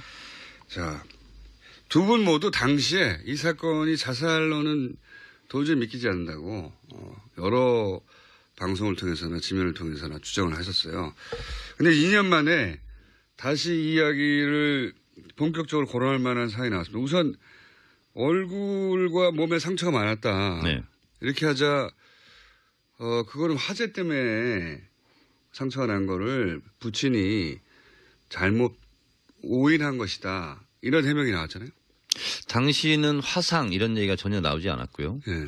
그리고 제가 그 시신 사진도 실제로 경찰이 보여줘서 봤거든요. 네. 근데 불나지 않았어요. 그냥 연기 때문에 질식사 하는 걸로 네. 그 추정을 했었는데 거기에 화상을 입었다는 것은 도저히 뭐 이해할 수 없죠. 그것도 얼굴도 사실 제사히 볼 수는 없었잖아요. 경찰 해명은 화상이고 네. 그래서 이제 부친은 뭐 타박상으로 주장을 하고 있는 것 같아요. 지금. 네. 네. 오늘 지금 아마 CBS 지금 인터뷰. 뼈까지 이렇게 다치지 상하지 않았- 않았나 네. 할 정도로 많이 맞았다는 얘기죠. 그렇죠. 예, 아무래도 이제 그 당시에는 시신을 보셨을 때는 옷을 입고 있는 상태였기 때문에 아마 부검이나 검안할 때는 옷을 탈의한 상태고 그렇죠. 그때는 이제 말하자면 그 멍이라든가 이런 게 나타나니까 부친께서는 그걸 보신 거고 그러니까 사진상으로는 나타나지 않을 수 있는 그러니까 뭐 아무리 그래도 자신의 아들의 그 타박상인지 화상인지를 구별을 못할 수는 없는 거죠. 그건. 그리고 번개탄으로 옷 입고 있는데 안에 화상이 있을 수 있나요? 예, 그건 사실 납득하기 힘든 부분입니다. 예. 미스테리입니다. 자, 그러면 뭐 그런 후에 여러 가지 얘기도 하셨습니다. 뭐 자살할 성격과 상황이 아니었다 아들은 또 당시 이런 말을 못했던 이유는 손녀 임 과장의 딸이 육사에 있어서 그 손녀의 미래가 걱정이 돼서 며느리가 좀 만류하고 그런 문제에 대해서 겁났겠죠 당연히. 네. 그러다가 이제 2주기가 돼서 비로소 용기를 내서 얘기를 한 건데 자 지난 2년 전에 의원님이 직접 이 사안을 그 안양의 간사로서 사실상 탐정수로 추적을 하셔서 네. 그 의혹을 7대 의혹을 사건 터지자마자 정리하셨잖아요. 네네. 다시 한번 말씀해 주세요. 빠른 속도로 말씀드리면요. 네. 임 과장 부인이 112로 신고한 다음에 취소합니다. 그리고 확인해 보니 취소가 안 된 것 같다. 어떻게 알았죠? 취소가 안 된다는 것을. 그리고 다시 재신고를 합니다. 석연치 않습니다. 그런데 나중에 정보위에서 신경민 의원이 들은 바를 전해준 것은 뭐냐면 국정원 3차장, 임 과장이 소속이 국정원 3차장 소속이었는데 오전 8시 40분에 119로 신고해라 이렇게 지시를 내렸답니다. 국정원에서 네. 연락 와서. 두 번째는 그거 말도 안 되는 거죠. 그렇습니다. 소방대원들이 현장에 가서 거미줄 치겠다고 무전을 합니다. 네. 보통 거기에는 제가 현장에 가봤는데요. 핸드폰이 터지지 않습니다. 그럼 무전을 할 수밖에 없는데 거미줄을 치겠다는 것은 핸드폰으로 통화하겠다는 겁니다. 그 이제 은어죠 자기들끼리. 네. 무전하다가 무전은 이제 개방된 채널로 누구나 다 들을 수 있으니까. 들을 수 있으니까. 핸드폰으로 바꿔라. 네. 이게 이제 거미줄 치자는 건데. 근데 예. 무전하는 동안에도 발견했다는 말이 없었던 겁니다. 그러니까 이게 이상한 지점은 뭐냐면 소방대원이 그 실종자를 찾는데 갑자기 거미줄을 치자고 따로 네. 통화하자고 한 다음에 실제 소방대원이 했던 무전 내용에는 시신을 발견했다, 뭐 차량을 발견했다 네. 이런 내용이 전혀 없는 거죠. 그리고 차량 발견 시간이 11시 30분인데 시신은 한 27분 후에 발견합니다. 그래서 제가 이렇게 얘기하죠. 마티즈가 항공모함도 아닌데 어떻게 이렇게 늦게 발견하냐. 차량과 시신이 같이 있었는데 네. 발견 시간이 한참 후에요. 그리고 당시 안행이 김민기 의원도 같이 있었는데요. 김민기 의원이 한테 처음에 보고한 것은 시신은 뒷좌석에서 차량 뒷좌석에서 발견됐다. 국회에 첫 보고를 합니다. 그런데 하루 후에 운전석에서 발견했다. 정정합니다. 이 해명도 석연치 않습니다. 석연치 않은 정도가 아니라 있을 수 없는 일이죠. 그 앞좌석과 뒷좌석을 어떻게 헷갈립니까? 자, 그리고 무선 녹취록에 의하면 당시에는 신원이 알려지지 않았어요. 40대 무직 남성입니다. 근데 네. 경기도 소방본부가 현장에 출동합니다. 이런 일은 없죠. 무직 남성인데. 네. 그리고 6번째는 제가 이제 그때 당시에 7대 의혹을 제기한 것 중에 6번째는 소방본부가 경기도 소방본부가 출동했다는 건 무직 남성으로 신고를 했는데도 불구하고 소방본부는 이미 알고 있었다는 거죠. 다른 데서 연락 받아가지고. 네, 그렇죠. 예. 신원 알고 있었다. 그리고 임 과장 집을 제 아파트를 가봤어요. 바로 옆에 용인 동부경찰서가 있습니다. 바로 앞에. 근데 신고를 하려면 바로 옆에 있는 데 가서 해야 되잖아요. 그렇죠. 급한데. 근데 5km를 운전해가지고 동백 소방파출소로 가서 하죠. 이상한 일입니다. 근데 소방파출소와 경찰파출소가 바로 옆 건물로 붙어 있습니다. 왜 5km를 갔을까요? 그때? 그리고요. 임 과장 마티즈 차량을 사망 다음 날 바로 폐차하죠. 처음에 발표는 장례식 다음 날 발표했다고 그러는데 JTBC 특종에 의해서 예. 다음 날 폐차한 걸로 돼 있는데 이게 제가 제기했던 7가지 의혹인데 그 후로 저희가 안행일을 하면서 그 또 업체, 폐차 업체는 또 국정원 거래업체라는 걸 JTBC가 네, 그렇습니다. 예. 그래서 저희가 또 안행일을 하면서 또 다시 캐낸 의혹이 뭐냐면 소방차가 진입을 하지 않습니까? 진입해서 현장에 도착하는 한 27, 8분 예. 이 CCTV 화면만 칼로 자른 듯이 없어집니다. 근데 뭐 그때 당시 소방본부 해명은 날씨가 더워서 에어컨이 안 틀어져서 뭐 그걸 작동이 안 했다 어쨌다 이렇게 얘기하는데 그것만 그러니까 사라집니다. 이 말씀 뭐냐면은 그 현장에 도착을 해가지고 최초의 순간들이 사라졌다는 거예요. 네. 그렇죠. 그랬어요. 예. 가장 중요한 장면만 사라졌어요 지금. 그 차량에 달려있는 CCTV가 있는데 그걸 보려고 했더니 어떻게 조처를 했는지. 그리고 이제 거기가 화산이 34번지인데요. 그 버스 정류장이 있고 입구가 있고 조그만 길로 이렇게 올라가는데 네. 소방차가 소방관들이 도착했을 때 국정원 직원이 와 있었죠. 반바지 차림에. 이미. 네, 이미. 네. 그리고 그 마티 차량이 발견된 그 현장에도 국정원 직원이 또 있었다고 네. 알려지고 있습니다. 최초에 사실 국정원이 이제 가족에게 출근 시간이 8시인데 한두 시간 늦었다고 해가지고 갑자기 실종 신고를 하라고 국정원 차장을. 네. 이게 말이 안 되는 상황이죠. 죽는지 알고 있었다는 거죠. 예, 네. 그리고 진짜 의심스러운 거 예. 이것도 이제 김민기 의원이 지역구예요 거기가 근처. 그래서 본인이 그냥 대충 이렇게 추리닝 입고 가서 본대요 이렇게 보는데 트레이닝복이라고 해주십시오. 전직 국회의원님. 추리닝. 근데 예. 마티즈 차량이 이렇게 진입해 있었잖아요. 예. 운전석 앞바퀴에 돌이 고여 있었고 그렇죠. 예. 그리고 뒤에 오른쪽 조수석 뒷바퀴에 돌이 고여 있었는데 김민기 의원 말로는 큰 돌이 없고 거기에 큰 돌을 찾기 어려워.